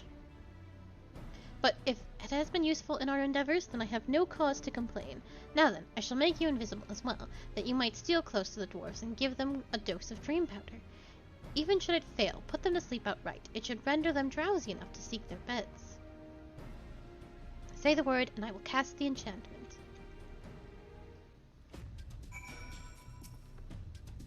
Ready to begin? Very good. Should the enchantment fade before you finish tending to all the dwarves, return to me and I will cast it anew.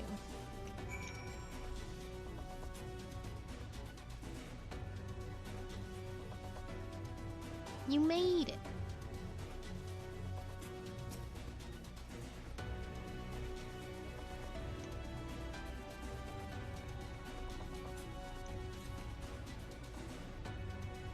Ugh, I can barely keep my eyes open. Time to call it a day.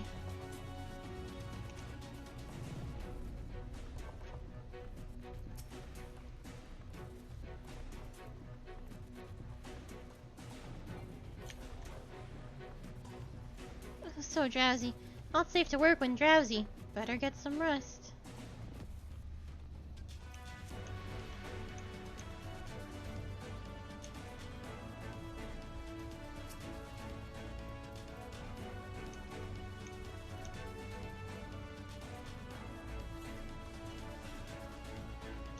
Well, all work and no ale makes me something.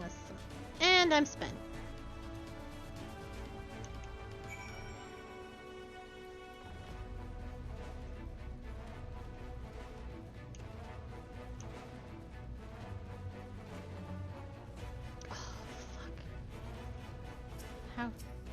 I want that dog!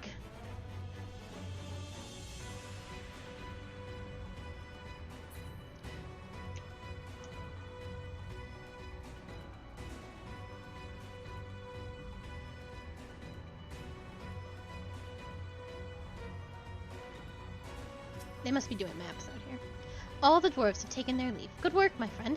We will have done all that we can. Let us await Korot's return. I'm back. This is the purest stuff there is. Think it's enough, or shall I go and dig up some more? I dare say it will suffice for our purposes. You have our gratitude, Korot. Let us carry this back to...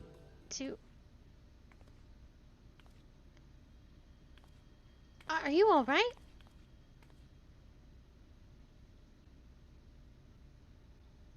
Worry not, I will be fine. Long as I have been away from the Crystarium, a little weakness is to be expected. I may have also overexerted myself in the moment to have this rare opportunity, yet be unable to enjoy it to the full. Who goes there?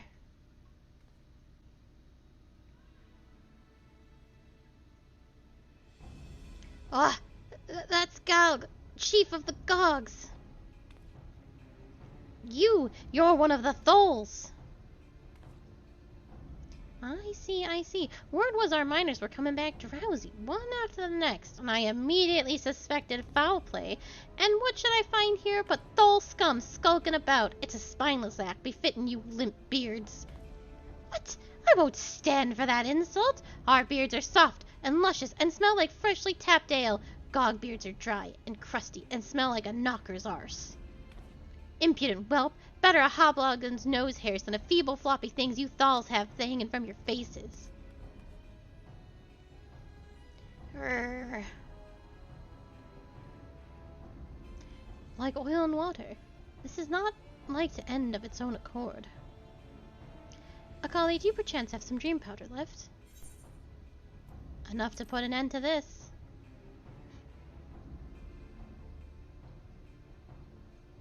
Then let us put it to use and be on our way, though something tells me we've not seen the last of their bickering. What the swivin'?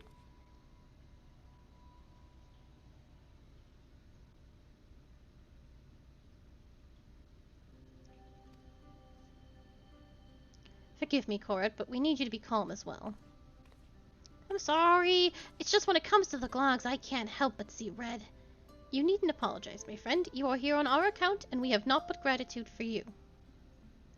Now that we have what we came for, however, it is time to take our leave. The Talos awaits its heart.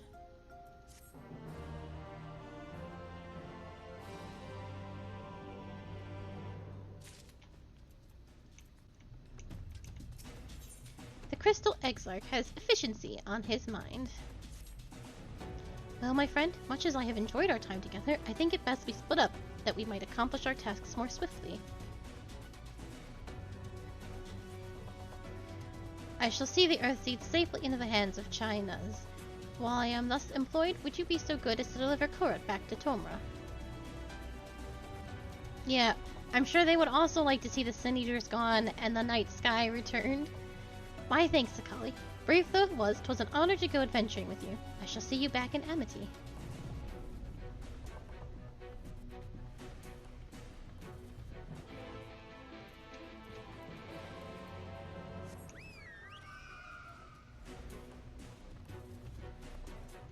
Oh, fuck this.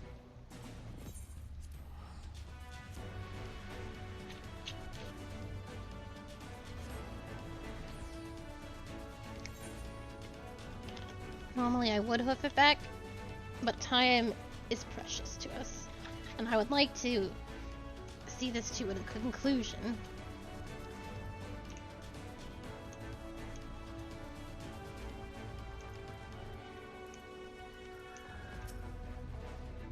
Lally ho! Glad you're back and in one piece. How did you fare with the Earthseed then? I got them all that they needed. The Exarch's on his way to Amity with it now. Good to hear that young Korra was of help. As it happens, a few others came forward while you were gone, saying they wanted to do their bit as well. Given that you're building a Talos, we reckon you'll be needing some minding tools. So we went and modified some spare pickaxes for use by bigger folk.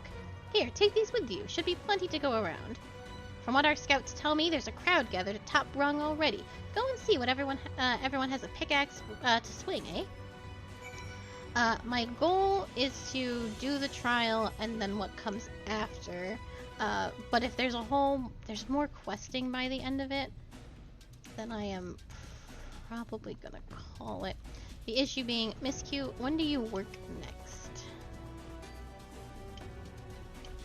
Do you work on Monday? Do you work Tuesday, Wednesday, Thursday? Can you find this information out for me?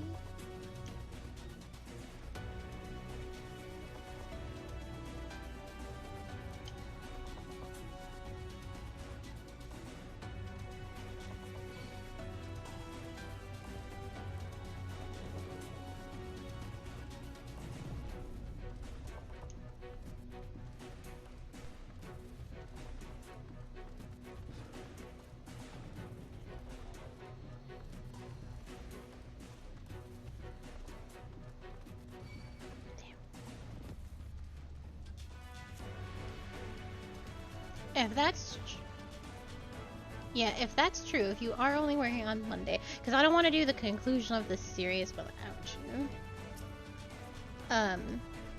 Look, Akali, people from all over have come to help us quarry stone.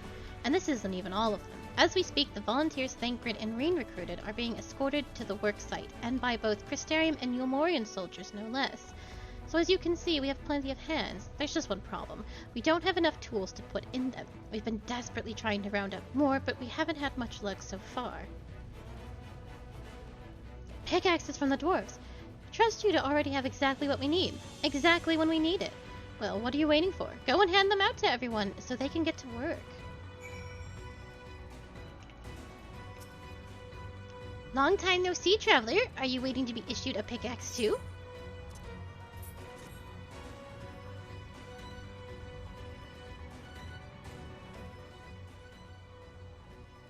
Oh, you clearly weren't, and now neither are we. Rest assured we will put these to good use and work very, very hard. Of course, one cannot work on an empty stomach, which is why I brought some tasty worms to share. As much as we'd all enjoy a treat, perhaps the worms are best saved for afterwards?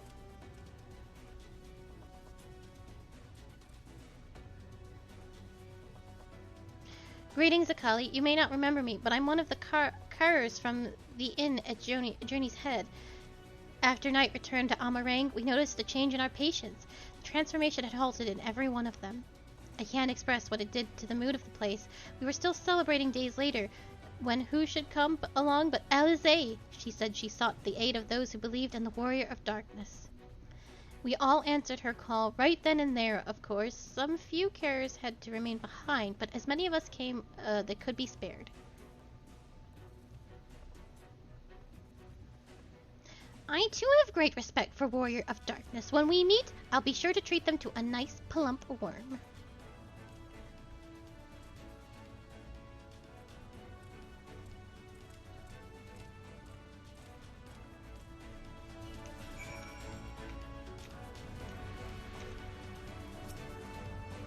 We've come, Akali. In case you're wondering, Ghost John is here too. Couldn't wait to start breaking rocks, though, so he's gone on ahead. Could have at least left us a spare set of tools.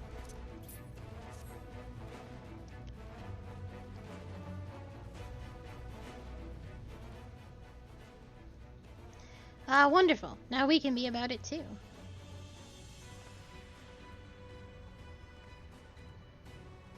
Quarrying isn't exactly my stock in trade, but this time I feel as though my wife will be with me, guiding my hand. So let's make it happen. Let's build a world where everyone can live without fear, where everyone has a place they can go home to.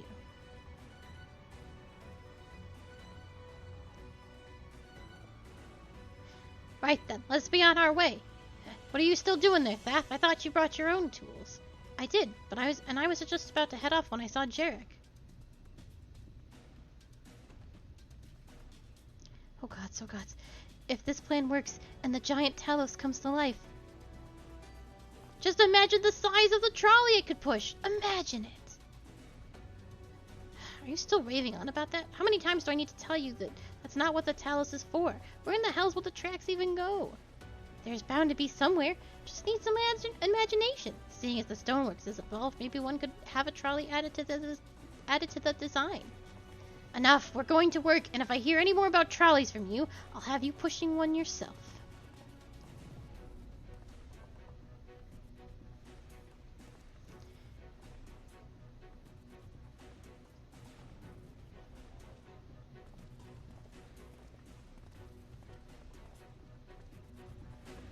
There's a man doing some very excited squats over there. We're ready to do our bit, Akali. We just need the tools to do it with.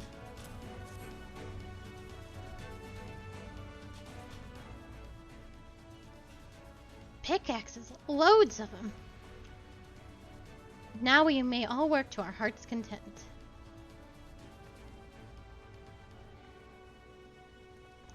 While I don't have many talents, I do have a strong back, and what strength I have, I'll gladly use for the sake of peace. We got the ladder moving again, didn't we? If we join hands, there's no Talos we can't build. I still haven't repaid you in Elvino for saving me, and I'm not sure I ever could. But that ain't going to stop me from trying. I'm with you to the end.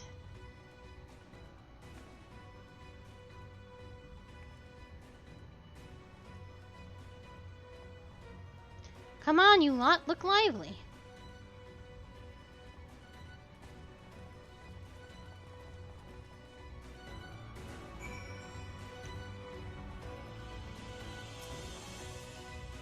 Everything appears to be in order here. In all my time in this world, I do not recall seeing so many optimistic faces. My thanks, Akali. With that, everyone is now equipped to work. I think I'll go and join the soldiers standing guard over the volunteers. It would be a shame if they fell prey to sin eaters after all the trouble we've gone to. Right. Let's see this plan a resounding success for the sake of all in Norvrant. 79?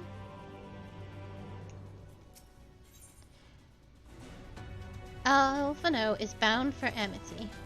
Well, my friend, it appears we are the only ones left here. If you've no other pressing tasks, would you care to accompany me to Amity? There Y'shtola is overseeing those who will imbue the Talos with magics. Come, let us join them at once.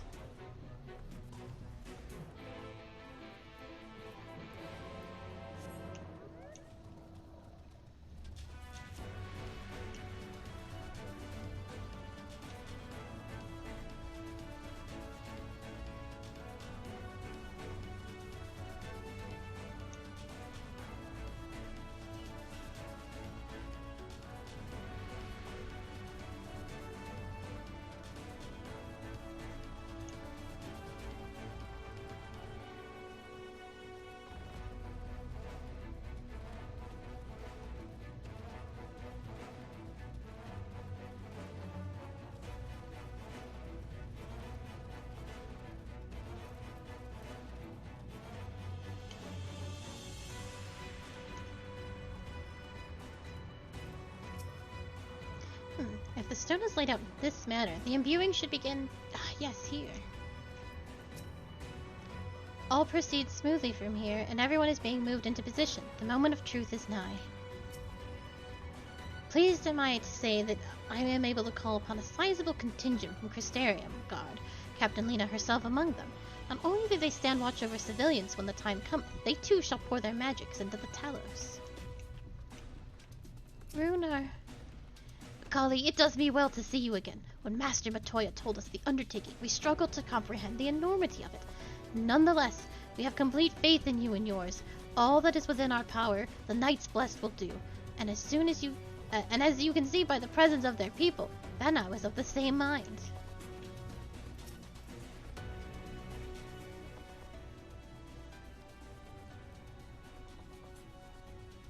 Good of you to join us. I am pleased to say that we have gathered ample help for the imbuing.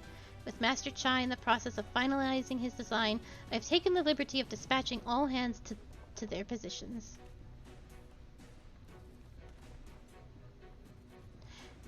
You hurtle along as though I have my house in order, but quite frankly, this is the most disorganized mess of a project I've ever overseen, and I haven't spent nearly as much time as I would like on my calculations.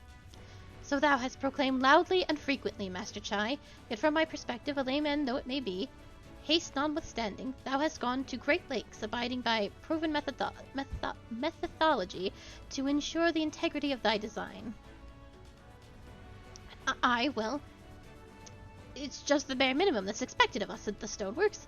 Though our glory days are behind us, I've not forgotten our time-honored traditions. But I should mention that the Exarch delivered the ore I asked for, Earthseed, I believe he called it.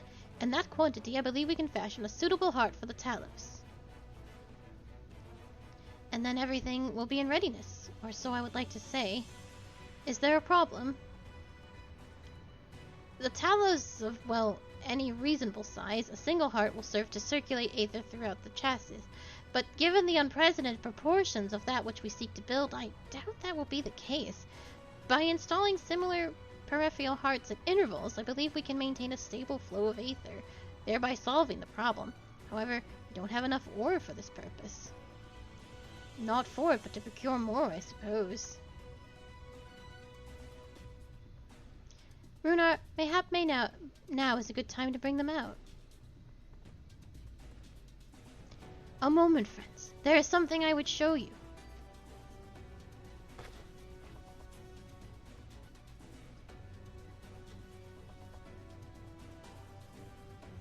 I say, are these not heartstones? They are.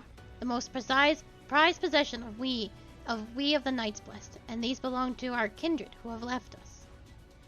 Immersed in water, imbued with fervent prayer, these stones harbor no small amount of magic, and we may imbue them with yet more prior to the installation on the Talos. What think you? Being from a different region, these cannot be used for the main heart. The peripheral ones, on the other hand, I believe they will serve. Excellent. When Master Matoya spoke to us of the role we are to play, the Heartstones immediately came to mind. Of course, before bringing them with me, I made certain to consult my fellows first. After all, the stones bear the precious lives of those who have gone to the Sunless Sea. But we have now beheld the Sunless Sea with our very own eyes, and by the gentle lights that glimmer on high, we know that there is peace beyond.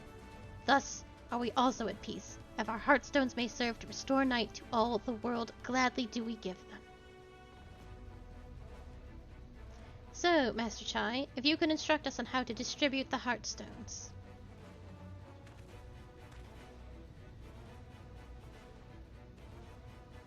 And Akali, for good luck, may I ask that you imbue one as well?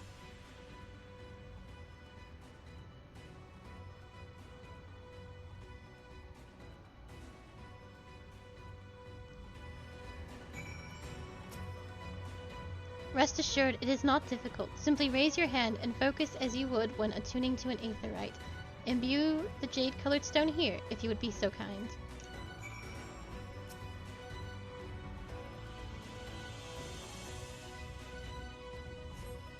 The familiar-looking heartstone appears to glow faintly. That will do. Thank you, Akali. If this heartstone appears familiar, it is because it belonged to Todia. It bears the collective hope of the Knights Blessed, the hope that none shall ever again be sacrificed to sin-eaters.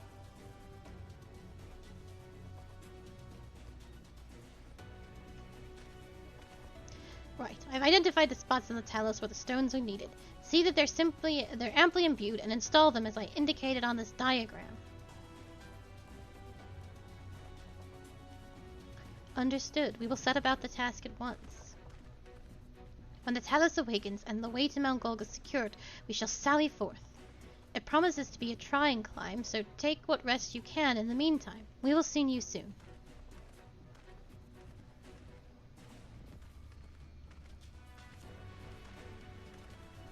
A moment, Urianger. You said you would have measures ready in the event that our friend fails to contain the light. Do you?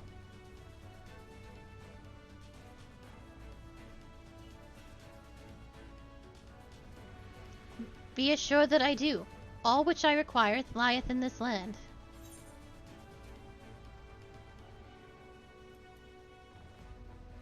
I trust you, Urianger.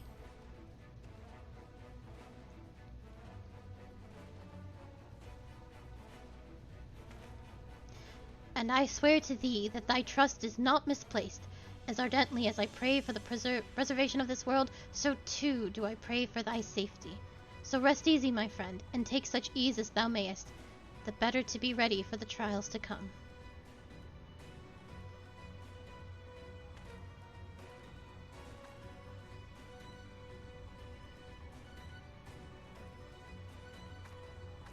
Guess we won't talk about that anymore.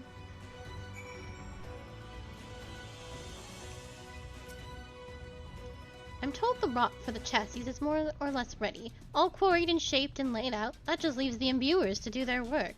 I'll continue checking my calculations up until this very last moment, but it's only a matter of time now. We managed to rally nigh everyone in Norvrent for this endeavor. That's a remarkable feat in itself, but will it be enough?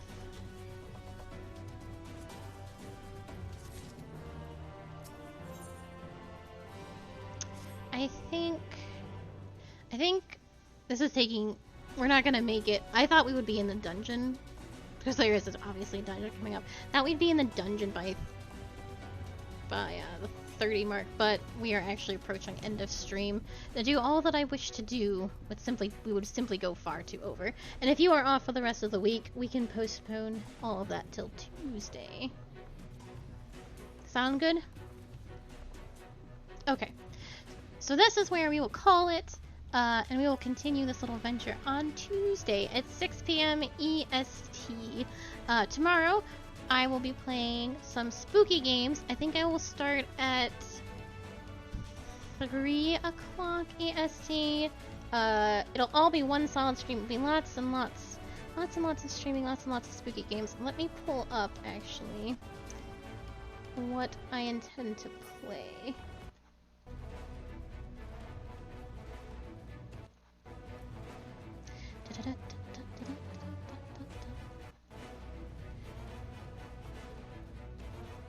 Okay, So at 3 o'clock, we're going to start with Oxenfree, which is it's a couple hours long. So Oxenfree, and then World of Horror, and then Phasmophobia with some guests will be, I believe he said it'll be 9 p.m. EST. I think that's the plan. Depending on how all that goes. So I hope to see you there for some spooky Halloween shenanigans. Big spookies. I am not very good with spooky games. So we'll see how it goes. It will be the big scare. But I hope to see you there for Halloween. If not, I'll see you on Tuesday at 2 p.m. EST with more Darkest Dungeon 2, and at 6 p.m. EST with more... What's that other game? Oh, this game. Final Fantasy XIV. What's the other game I played? Final Fantasy XIV. But yes, 3 p.m. EST, we will start our spooktacular Halloween adventure. I gotta get myself a little witch hat. A little transparent witch hat that will not move with my head movements. It'll be great. Take care. I hope you all have a very lovely evening, and I will see you soon. Goodbye.